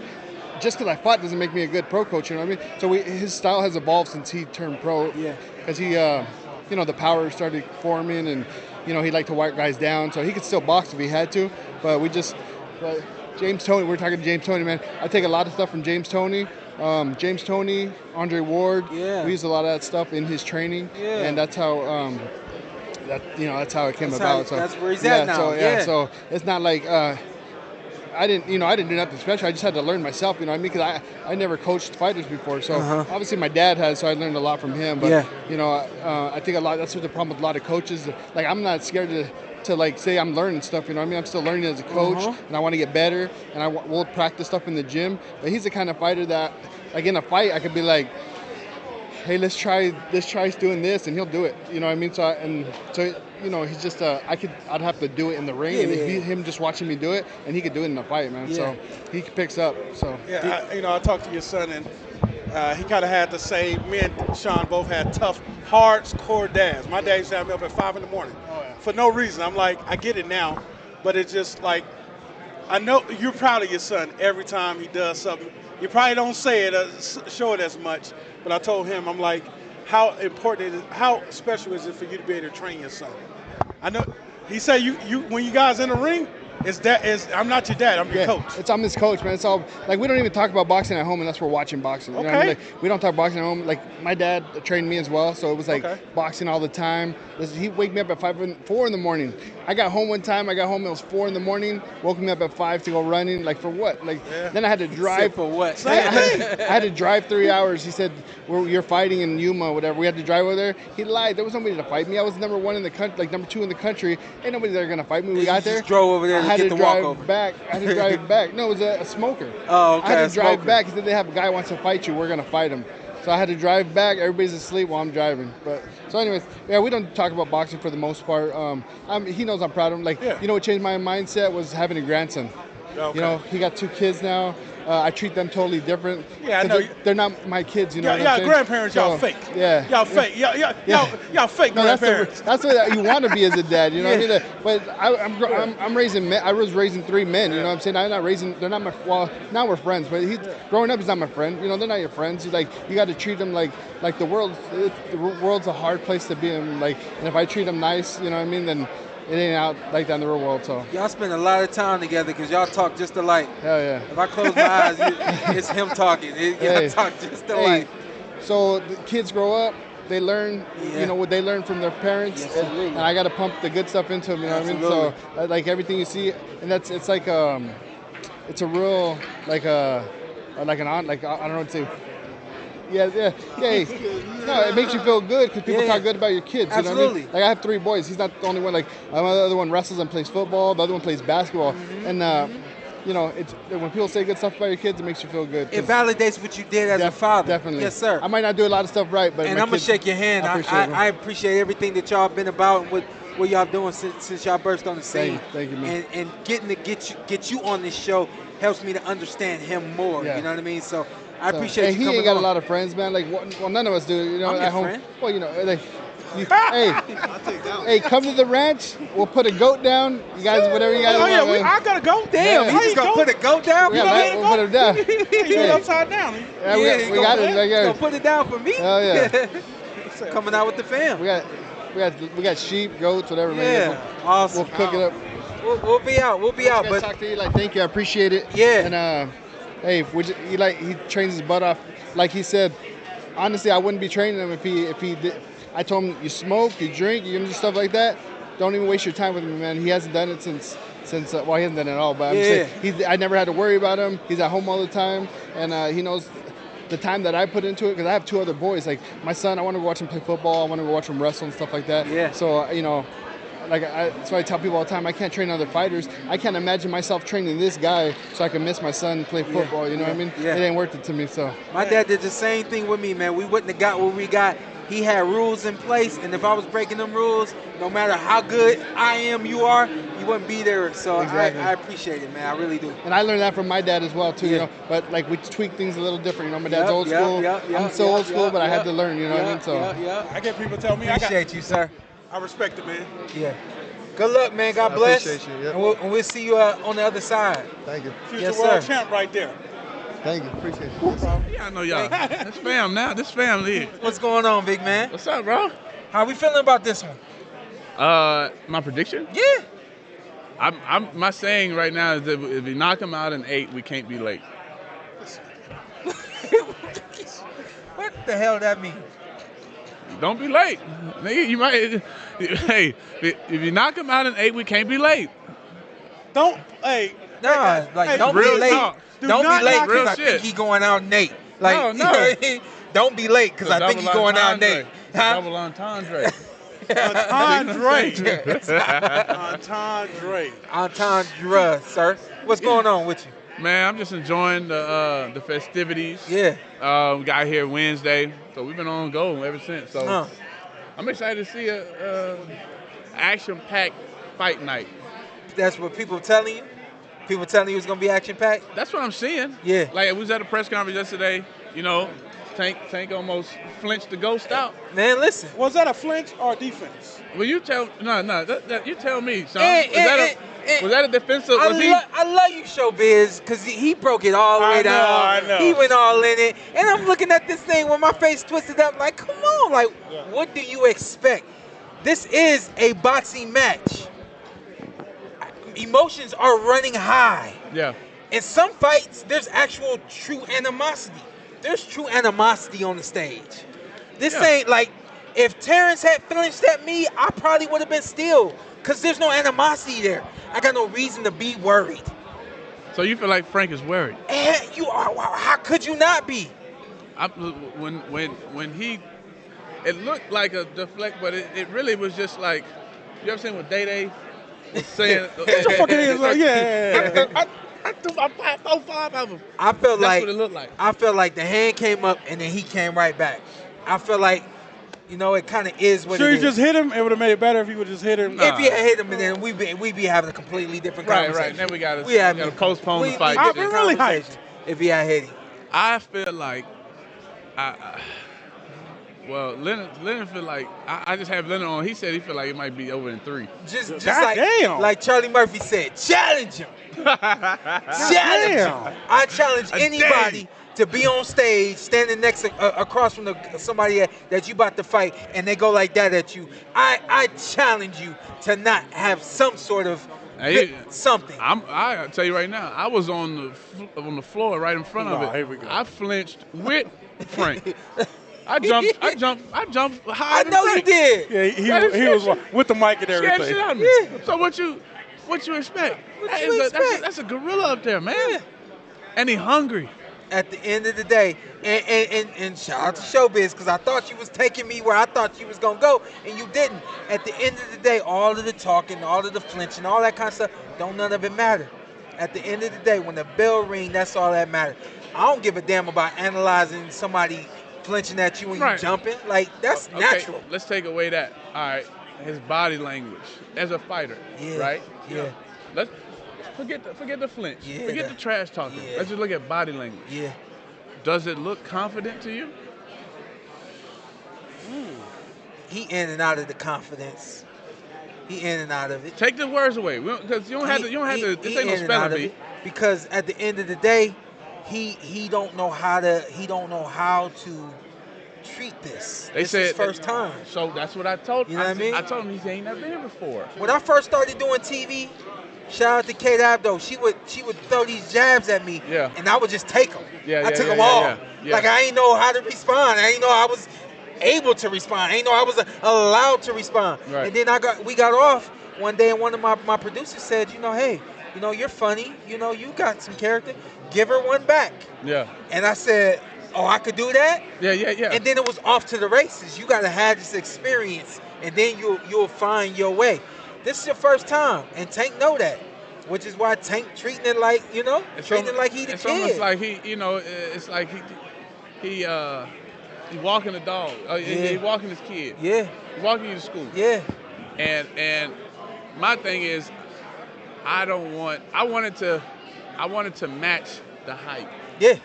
I wanted to match the energy, because it's only Thursday. Yeah. It's only Thursday. Yeah. I'm glad you know the days of the week. I did not know it was Thursday. It's only Thursday. But, you can start to see the people starting to check in their hotels. Yeah. The noise chatter gets a little louder. Yeah. The heat in the room gets a little heavier. There's some people over there eating they ain't supposed to be eating. You know what I mean? Yeah. They not even Everybody working. got a plate. Still in plates and shit. You know what I mean? I want this to be one of those, for the 100th anniversary. Yeah. It's got to be as live. Come on, man. It's got to be as live. Hey, somebody take a picture while we over here? Hey, dang. Just take a couple. Just flick. I can't find my team. These motherfuckers is stealing chicken and shit. They eat. This nigga said stealing chicken. He went to interview. Let's go. And then give me on the that way too. Hey, he always joking. It's gonna be a conversation tonight. he always joking. It's gonna be a conversation tonight. These niggas out here just stealing celery sticks and shit like that. I don't pay you to sit there and eat. Oh man, even when the job is done. I'm gonna say it then. I did a show with this gentleman last time he was in town. Yeah. It was smooth, but I waited an hour for y'all to get the joint together. Nah, why snitching? Yeah, hey, nigga, nobody would have knew that. Nah, dude. Nobody would have knew that. Next time, call me. Nobody would have knew that. You were about He ready. was supposed to have his shit ready. Oh, T, you got. Oh, there you go. You almost got fired. Nah, he bullshit. Hey, T, he trying to talk shit. Hey, you give it to my man. Hey, T, take a couple. This nigga say that it took us an hour to get our shit set up for the interview. 30 minutes at max. 30 minutes. That's what you doing right now? 30 minutes. Look, but he doing this to his nose, so we know what that means. Sean was at Nigga, I don't know what this is like. This nigga posing. He gave him the boxing pose. Nigga, that's the everything pose. Nigga, I'm posing my baby like this. Nah, because we couldn't find. Sean was at the table playing crap. Oh, he was? Damn. That's not even me. That's not even me. People not knowing that. Not believing that. People not believing that. He was down there like Chris Tucker on Rush Hour. I did have a suit on. You definitely had a suit on. I did have a suit on. Definitely had a suit on. He had that purple on too. Yeah, it wasn't Croc, but yeah, I did have a suit on. Hey, you got any more characters you pulling out this week? Anything like that? Man, I like it. What they call it? I like to be a surprise. You like to be authentic. Suspense. Whatever's feeling in that moment, it's gonna happen. Yeah. But I'm excited for this venture. Is that what you call it? Well, I feel like it is for you. Yeah. Yeah, because y'all pretty much just started y'all show, right? Yeah, man. Like we on the radio row. We on the Shawn Porter pod. Yeah. You know what I mean? Yeah. This it feels good. We had Coach Calvin on. I see. We had Leonard on. Yeah. These guys I watch coming up. So it feels good to be in the room amongst greats. Yes, sir. Yes, sir. Yes, sir. Have you seen anybody you've been afraid to crack a joke at? Hell no. No, nobody. Calvin was incarcerated. And I'm cracking jokes with Calvin. Yeah? What that mean? I'm just saying, man, and he from Baltimore. He twice removed. He's from Baltimore. But he still keep a foot out. Yeah, he still keep a foot out. Yeah. Stop. It's different. It's different out there, man. I'm from D.C. I was about to say, But it's two different worlds. Yeah. You see the way Tank walk in with his crew? Shit, a little different. It's a little different. Feel like the monsters in this motherfucker. Hey, Luke. Yeah. You would have locked him up. On the field? Yeah, coming out the backfield. Oh, not on the ring. Hey, no. Oh, yeah. On the backfield. Running the wheel. He was running back. Oh, yeah. You locked him up? He wouldn't have caught that shit? I was corner. You locked that shit up? Like one went away and then I had to take the What was your 40? back. What was your 40? 4.38. Oh, you running 4.38? Hey, Luke, you gonna let 4.43 high. You gonna let Sean catch it or you gonna bang it? I'm gonna pick it. Oh, damn. I want to pick that because see I'm already here. I already see how the wheel's gonna happen. Not happening. Yeah. I found you and ran you over. Hey, you know he played in the league? I heard he played around in the league. Listen, you played will around not be walking, in the league. be walking today. I'm taking them all them shins. No, never that. Dion style. Never that. Dion style. I ain't going, man. I'm trying to play. I'm trying to make sure I can see the next. Always needed 2 or more to get me down. Oh no, see. Yeah. So you was trying to, okay, I already know. You was probably running like, what my boy? Mike Allstott. No. He white. You silly. What my boy from Kansas City, Pacillo. Oh, yeah. He just run like he angry. Yeah. I can see that. I can see that. Yeah. But I was having fun. Yeah. I was angry fun on the field. See, that's why you got in the ring. Yep. Shit like that, you can't. Nigga's crazy. You can't calm him down. You need a ring bell to calm shit down like that, and that's why we're glad that he became a legend in the ring. And I'm gonna ask you, spent some time with Carolina? Yeah. How was it playing with Cam? Awesome. He don't remember. Shit. This nigga disrespectful. Awesome. Awesome, man. It was a time of a He said lifetime. it was also 3 days. Oh, he out of line. He out of line. He out of line. It was an awesome 3 years. Don't do me. I got my picture. Okay. That's what's up. I'm vested. Now, if you'd asked me about Baltimore and Arizona shit, I'd have told you 3 days. Okay? You asked me about the right one. So Yeah, I got you. yeah. Hey, you played over there with my boy Ben? I'll show you Ben. How was that? Oh yeah. Oh, Mud. That's my guy. That's my brother. He coach right here now. That's like my brother. That's my. I ain't know y'all you was that asked close. Mud about me. You know he coached at Gorman. I didn't know that. He from the mud? Bishop Gorman? Yeah. He the DB coach. We played. We used to beat their ass. Yeah. Where you played at? DC. They came to the crib and got sent back. What team you play for? Nigga, we go around beating Good everybody counsel. now. High school. Hey, y'all want to do it now? Did you say good counsel? Hey, that was Damn. That was before we had Randall at quarterback. That's before we had. We realized. No damn. We realized. Nationally ranked. Yeah. Yeah. No, good counsel. Hey, sis. That's a school right there. Hey, It looked like a college. I know it do. Hey, I already know. Good counsel. We was a real All-American. hey, Wow. hey, since that we got 4 of these. Yeah. 4 national championships. I don't even know how many we got. Yeah. I brought the first one home. Now That's all I know. y'all was nasty though. That's what's Yeah, happening. I brought the first There's one. only a few schools over there on in DC area. Did you That's play all about running back too, basketball. or just defense? A receiver. Receiver. Okay. I had offers to play both sides. Okay. And I was a starting point guard basketball. What's Athlete. All of You them. got offers in basketball too? Yeah. Okay. Athlete. Okay. All of So them. this was before the funny. He wasn't even funny then. I've been funny my whole life. I just did the sports as a hobby. Okay. You know? Oh no, slow down now. Yeah, you like that? Because that's what I'm gonna be saying in a minute. Yeah, don't Boxing steal my was just shit. a hobby. Don't steal my shit. Yeah. Copyrighted today. Lou Young. What's today's date? Yeah, I need that on. When on last stamp. time you talked to Ben? We gotta get y'all together. Shit. We was at the Super Bowl together. Okay, so y'all still in touch. All right, That's cool. my guy. Okay, yeah, I'll let him know. We was at Yeah. Super Bowl together. We talk Yeah. probably like every other month. Okay. That's my guy. Yeah. Thieves Ave. Ask him about thievery. Okay.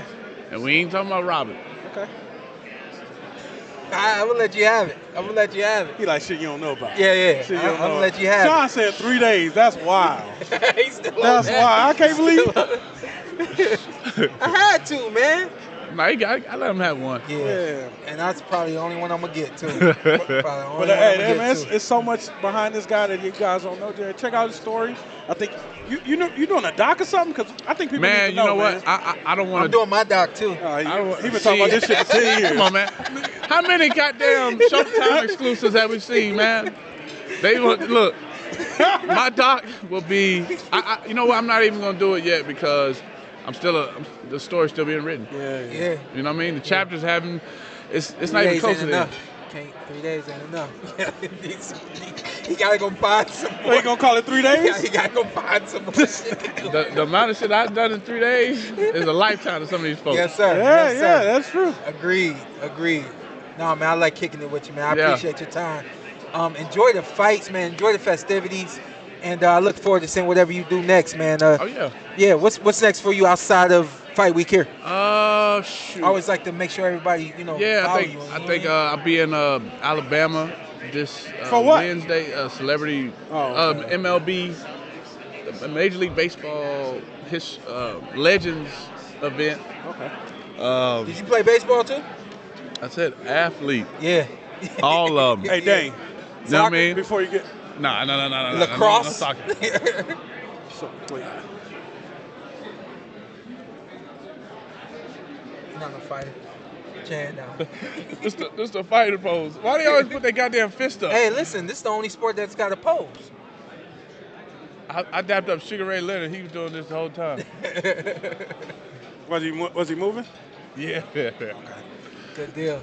The 3 fights in the last 5 years? How many fights have you had? Last year, basically. Yeah, because yeah. I was inactive for the 3 years. Yeah. Do you think those 3 fights got you ready? You know what I mean? Just perfect. I think now it's the right time. Now, do you think you even needed those 3 fights to do what you do? As much experience as you have, do you think you needed those 3 fights? Yeah, 100%. Look, you cannot stay inactive for 3 years, basically. And it's not like I was inactive because I didn't get a fight. I just decided to retire, so I didn't train much. I mean, I stay in shape, but I need those 3 fights in order to be here right now. Yeah. You've done some of the bigger things that can be done. You've fought some of the best guys out there to this point. Where's the hunger level? Where's your level of wanting to be a champion again? It's a motivation, man. I'm 37 and I'm realistic. Yeah. 37 years old, and I know like I'm supposed to get it right now. Yeah. I'm supposed to make it right now. Otherwise, I don't think it's gonna be another one. Yeah. And then seeing your other countrymen, Lomachenko, Usyk, Berinchyk, did that give you a little more motivation to do what you gotta do? It's kind of, yeah, we have this stuff because we're friends, and we also, like inside the crew, you also try to match or compete. I mean, I cannot compete with Usyk. It's hard to compete with Usyk. Yeah. But at least to match a little bit to those guys. I'm only bringing this story up because of what the question that I just asked you. When the Ukraine came over to the United States back in 2007 to fight against the U.S., myself and Keith Thurman were the only two in the back room that won that night. So when everybody else before us had lost, he went out and won, and then it gave me the motivation to go out there and do what I did. So the same what I feel now. Yeah, you just feel like, hey, they've done it, I can do it too. Yeah. Why not? And then of course everybody talks about the monster, David Benavidez. Do you feel he fits the bill of being a monster? I think it's a desirable nickname. Yeah. But in real life, I'm not believing monster. Yeah. He's just a human. Yeah. Strong though. No. Yeah. Of course. Yeah. Of course. Outstanding fighter. But monster. What's the determination of monster? Yeah. I mean, if you throw like 10 punches in a second, you can call yourself monster. Then yes, he's a monster. But he doesn't. He has one head. He doesn't have claws. He doesn't have like some super abilities. I like it. Where did you get the nickname The Nail from? A simple, just translation of my last name. I told Shawn. God damn it, that's it. I told Shawn it's because the nail in the coffin. Yeah, that's cool. Man, what? I'm over here telling. I'm rolling my story. My story's better. Yeah, way better. It's a terrible story. You said it's a translation of your name? Yeah. So Gvozdyk means nail in the English? Nail. Yeah. The nail. Yeah. That's the best you got for us. A little fastener, which breaks the hammers. Yeah. All right, I like it. You got anything for him? When did you start boxing? Like, I feel like you guys start early. Yeah, 10 years old. I mean, relatively early. I don't know what's early for you. I was 10 years old. Yeah, okay. I was 8. Well, actually, I was 6. When I started boxing, I was 6. And do you? So I could kick your butt when you were 10. You fought Usyk, right? I did, yeah. And he won. In 2006, and you no, in 2007, yeah. Or 7, something like that. Yeah. Oh, wow. Were you on that team? Oh, no, not yet. Did you see the tape? No, I didn't. Oh, damn. Because we're looking for... God damn. I just saw it. I just saw it somewhere in, I think, Boxrec. Yeah. What? Shawn Porter. Yeah. No, wait. So you fought 75 kilos? 75 kilos as an amateur, yeah. Yeah, I was a monster. Okay. He was a weight bully at 147. He was a weight bully. Yeah, man. Listen, man, I hope everything is well with you, and God bless you on fight night. Thank you, man. I'm looking forward to what you're able to do. I appreciate it. I think this is going to be a great fight. Thank you, man. God bless, man. Thank you, man. Put the nail in the coffin from now on, all right? And bless the country. Come on, y'all on the road, man. You got to keep it going. Yeah, come on. I just, we was. Hey, had Thomas looking like a groupie or something like. It was tough. Thomas, you was waiting for a picture or something. That's crazy. Waiting for a whole picture, man. Listen, I had Gary Russell on earlier, and we were talking about some of the people and the amateurs that don't get as far as we've gotten as pros. I certainly consider you to be one of those guys out there that at one point as an amateur, you were looked at as being one of the top dogs as a pro.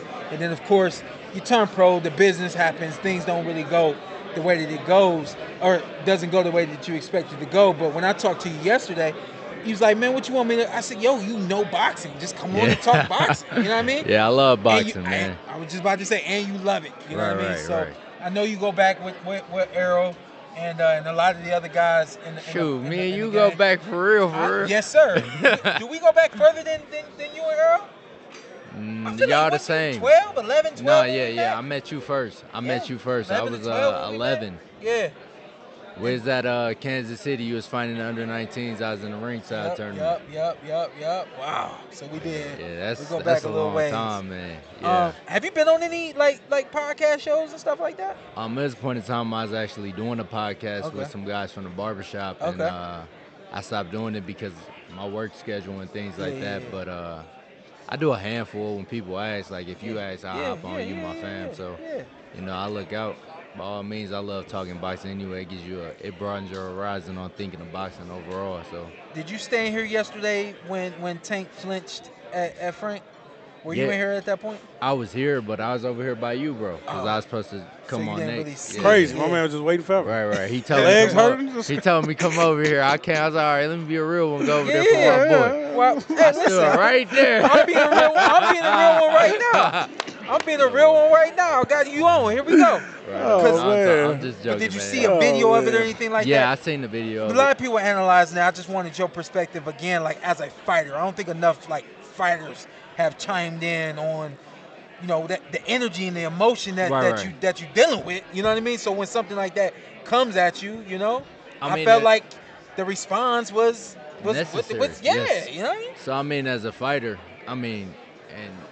as a fighter, period, you gonna stand there and let somebody hit you? Yeah. No. Yeah. It's boxing. It's hit and not get hit. Yeah. So if you don't move, only dummies gonna stand there and be tough, and them the ones that gonna end up getting knocked out. Let's be real. Yeah. So, me personally, I don't think that Frank was scared or any of that. Just in a non-biased opinion, I felt like he just reacted to the situation that took place. Yeah. He flinched back. He realized he flinched, and he acted like he was gonna swing back, but. If we being real, it's all for show. It's all for show. It's all for show. So, Thomas, I see when we was talking about the fight. I knew you wanted to get on yesterday and talk about it. How you see this fight going? What do you see in this fight? Because I know you got a different eye than the casuals. If I'm being real, let's talk about Frank first because he's, they're gonna bring him out first. We gotta talk about the champ lives if we being real. Yeah. So if we being real, Frank gonna come. Frank gonna step. He gonna bring him a hell of a fight. Frank sharp. Frank got a great jab. His defense is superb. But again, when I think about the fight and analyze it, I feel like Frank is going to push him. Like Calvin said, he's going to push his buttons. And I feel like, with that being stated, I feel like Tank is going to make the adjustments to capitalize off of what Frank is already doing. But if Frank can make those adjustments to what Tank makes, it's a great chess match. Mm-hmm. But we can't forget, Tank has that one-punch power. Yeah, like equalizer. Deontay Wilder. He has that equalizer. Yeah. So with that being stated, at any given chance, if he makes one error, one flaw, one mistake, it could be night-night. But again, we can't count Frank out because Frank could fucking fight. Mm-hmm. Excuse me. 100%. No, you good. Yeah, Frank could fight, man, and a lot of people writing him off.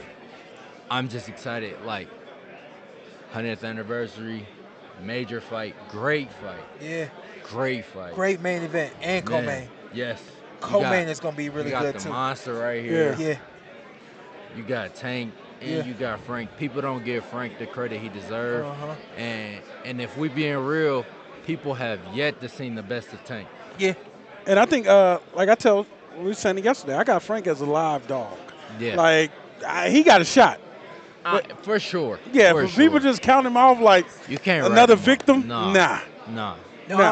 He's not a victim. And he can make himself a victim, but he can make himself a challenger to the last 2-3 rounds. So I never made it to this big of a magnitude of a fight, but and everybody else know that box. When you get in there, all them lights, all them cameras, all the people, all that stuff makes a difference. So if Frank is able to adjust to that and adjust to getting touched, he'll be all right. Yeah. But if he can make the adjustments off the adjustments that Tank is making, he'll be even fine. Yeah. Because, sometimes you get in that rhythm, you get going, and you stay on that same track. Uh-huh. It's like a song on repeat. Uh-huh. But while Tank make his adjustments, Frank gonna have to make those adjustments as well. Agreed, 100%. That's a great analytical perspective too. Breakdown. And then what about the co-main? You know a little bit about Gvozdyk or no? No, I don't know that much. I just know he comes to fight. Yeah. I know that much. He's gonna come to fight. He's gamed. But one thing we can't take that away from him. But one thing, that output of David Benavidez, man, we've seen him fight, as you stated, some guys that came from the amateurs with us, and they's putting up a hell of a fight with him. Great fight with him. But he different. Man, there's a lot, bro. he different. Thomas always said, you know, when you have that dream when you're trying to throw punches and you can't throw, that's Dave That's trying to fight Dave Benavidez. It's like, damn, man. I ain't never had that dream. And he keeps saying that. Thomas, this fool said he never had the dream where he sleeps and you never had that dream? Have you ever had the dream where you sleeping and you falling? No. Fuck out of here. It's a fuck out of here. Fuck out of here. No. I'm the only one falling in my dream. Yeah, it's Louisiana Bulls. Somebody push you, bro. You be all right. Oh, my lady tripping that night. You had the dream when you running away from somebody and they not getting closer to you. Nope, I ain't had that one. Nope, I ain't had that one. Now what? Now y'all had that one? Yeah. Let's find out though. Let's find out. Because now I'm curious. Yeah. Have you ever had the dream where you running away from somebody and you are like running in slow motion, you can't get away? They never catch you, but you never get away from them? No, I never had a dream where I was running in slow motion, but I had a dream where I was running.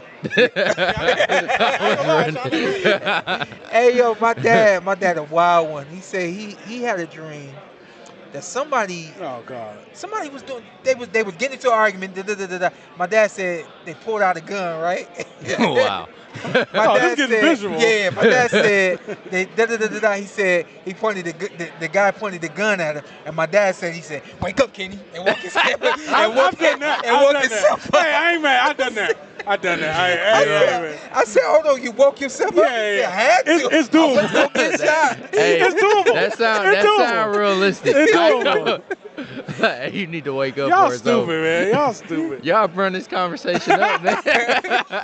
Listen, before we let you go, man, I gotta tell you, man, I appreciate your service. Yeah. You are a part of the, what do you call them, the LVPD? LVMPD. LVNPD? MPD. MPD, yeah. I appreciate your service, man. And appreciate everything that you've done for me. And been by my side through some of the things that I've been through, big dog. Oh, man, we go back. Yes, man, sir. that don't, you like family, bro. Yes, you don't count that. Hey, you know, so if y'all get out of line in the streets, he got hands. Okay? So he gonna be like, I don't even need none of this, okay? Have you had to? Hey, man, chill out. Man. Trying to get my man fired or something. Chill out. Have you had to? I want to know. He only got to do it one time. Like, boom. Yeah. I hit a quarter. Look at him. Well, all right. Tommy, man, I appreciate your time. And I'm going to have you come in the studio, man. For sure. Yeah, come hang out with us. I'm around. Couple weeks. All right, Tommy. All right, guys. Yes, sir. Thank you. Errol, your number one hater? Huh? Oh, yeah, for sure. Yeah. He not your number one hater. No, That's not true. That's not true. Kenneth? Kenneth he's everybody's guy. Get out of here, man. And that one dude Earl always argue with on Twitter. I don't know, some dude you always argue with on Twitter. I don't know. What do it look like? This Jackson? I don't know, some black dude. Oh, you always argue with him on Twitter. I don't know. You argue with a lot of people on Twitter, bro. Yeah, sometimes. I have my time. I argue with you, then get off for like 2 weeks. Yeah. Get off the tube. Nigga, leave the conversation, then come back. Listen, man, I saw you on the stage yesterday, and that touched my heart because, and I explained it on the show yesterday.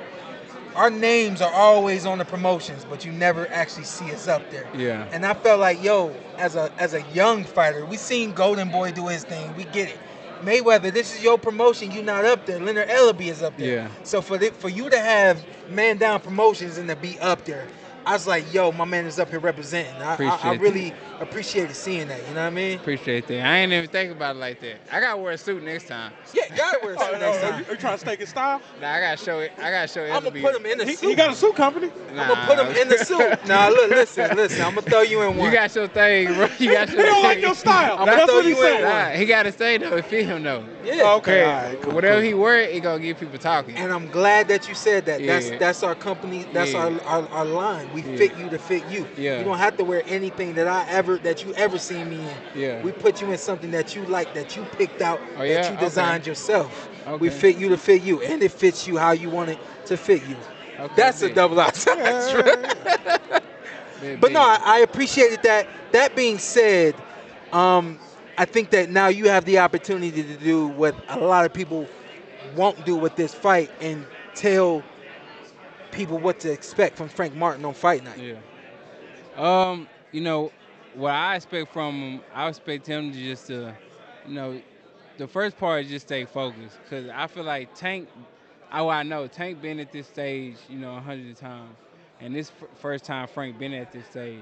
So Tank doing his antics and doing different things, just to get in his head and just to show him, oh, I'm the big dog, I do this. Like, he'll be outside and he'll go where Frank going. He'll be like, you go that way. Or he'll be like, you get out the MGM. He'll be like, this MGM mine and all this. Just doing like little different things. Yeah. Gotta be. Trying to be a bully. And I told Frank, I say every great fighter been to this moment. Every great fighter been in a moment where they got to face the guy. I was like, yeah, you ain't never been on the stage before, but what great fighter been on the stage before? No. It's always take a first time for everything. You know what I'm saying? So I tell them, man, you just got to be focused. You know what you can do. You know what you can do in the ring. You just as talented as him. You just skillful as him.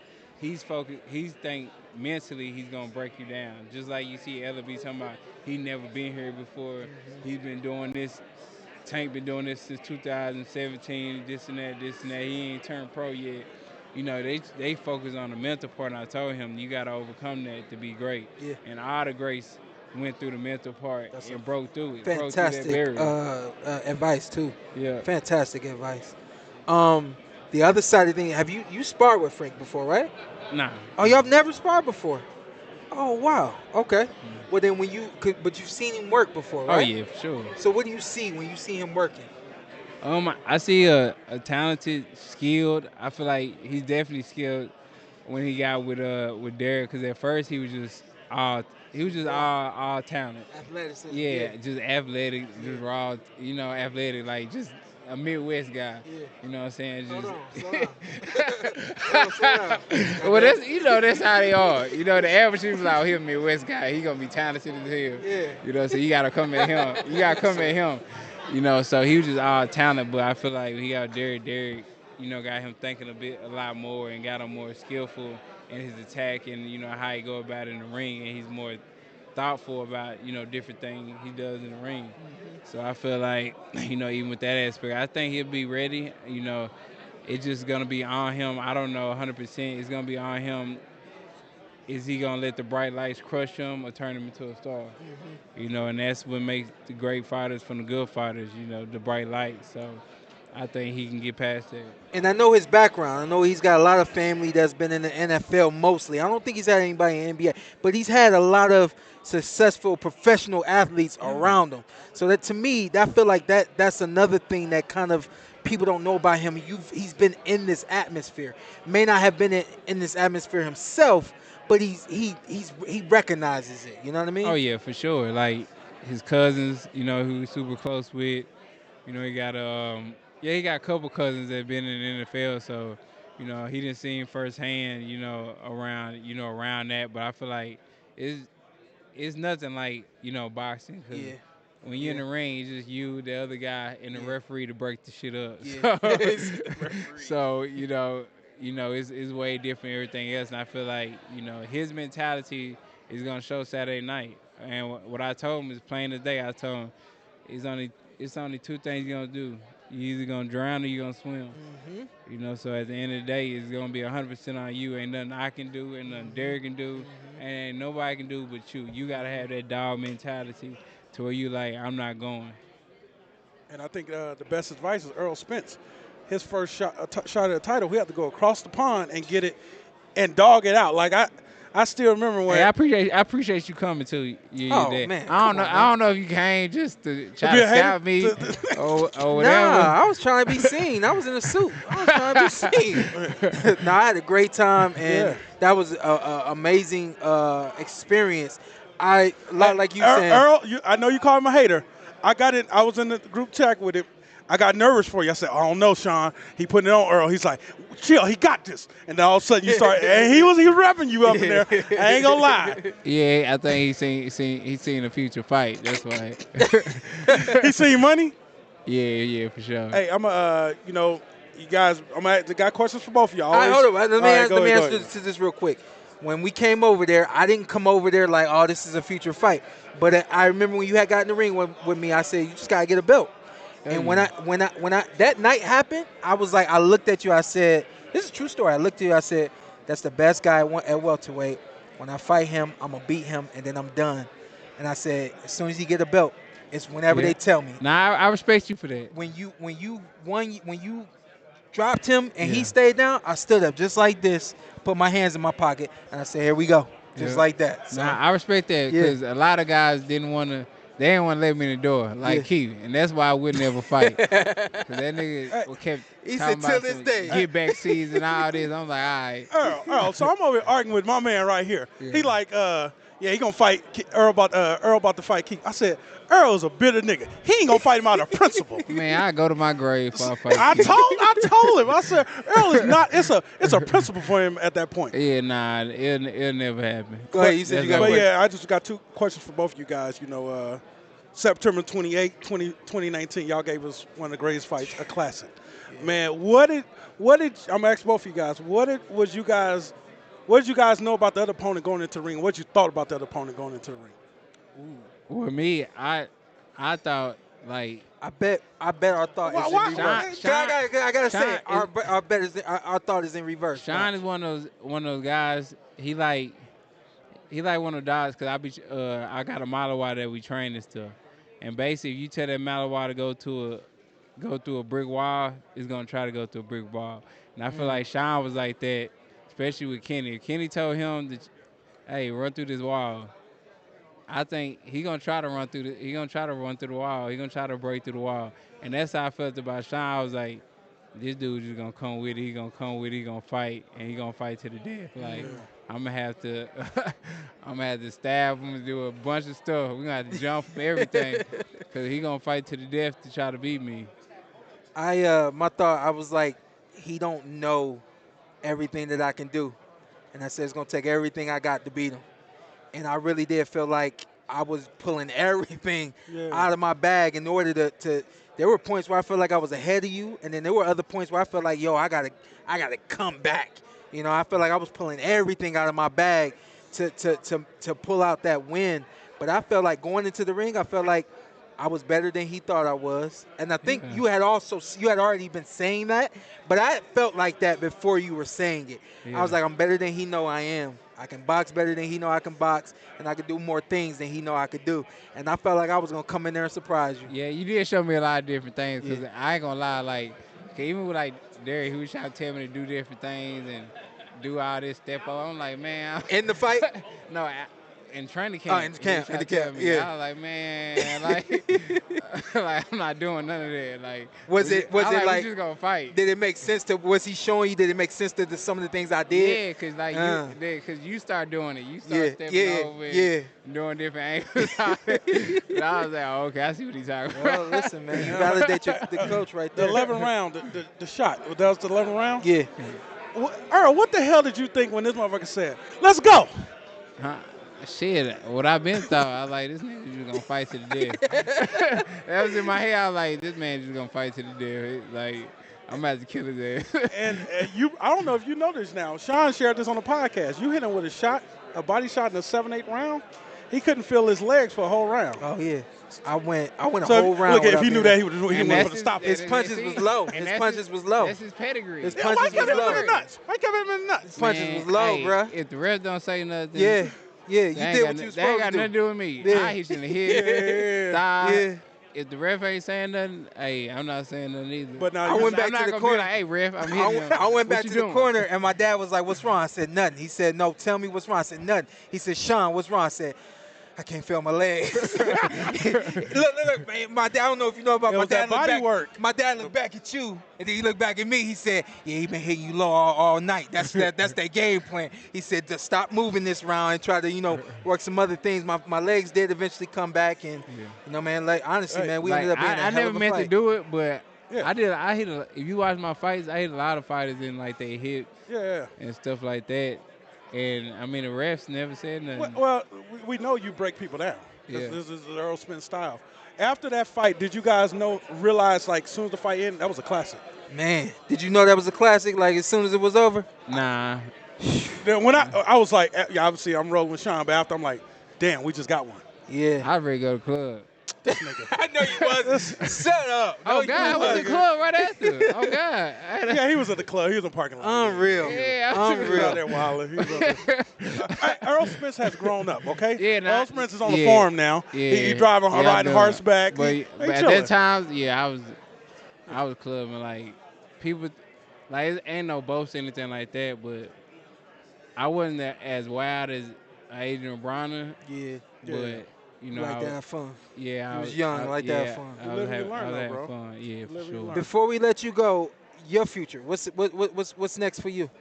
I don't know. I'm thinking about either fighting October, November, hopefully against Fundora. Yeah. I mean, he has a belt, so that line up against the big dog. Yeah, Samson just tried to jump me about that fight. Oh, he did? He said you giving Fundora a chance against your boy? I said, who's my boy? Against Errol. I said, is that fight made? He said, no, but if that fight happens, I said, I don't know, man. What you want me to say, man? I know who Errol Spence is, man. I used to. Sebastian Fundora was food for me as an amateur. Like, when I turned pro, we came down to 47, so I wouldn't have to fight guys as big as him. Yeah. But that was food for me as an amateur. Yeah. So it's hard for me to look at him and not look at him like food. It kind of is what it is. I mean, but he been representing himself. Yeah, he been doing his thing. Yeah. But, like, I'm not going to say too much. Don't say that. Yeah. He a tough night. You gotta come up. Yeah, I'm not going to say tall. too much about He it. tall. Yeah, he brittle. Stop saying stuff. Really? Like, it is what it is. It's definitely gonna be a great fight because he's a guy that's gonna come forward. He's gonna fight. I see him. He's trying to piss his jab out a little bit more with Tim Tszyu. I seen him trying to be more disciplined, on that. But you can't teach a dog new tricks. In 2-3 fights. I do feel like when the heat get put on him, he's definitely gonna not try to get out the kitchen. He's gonna try to stay in the kitchen and fight the 5. This would be my last one for real, but I feel like you just answered my question. As we get older, we evolve, we become better, we learn how to do things a little different. Is your style going to change at all, or you just going to be you? Errol Spence. Nah, it's definitely going to change. It's definitely going to get, what it is getting more polished.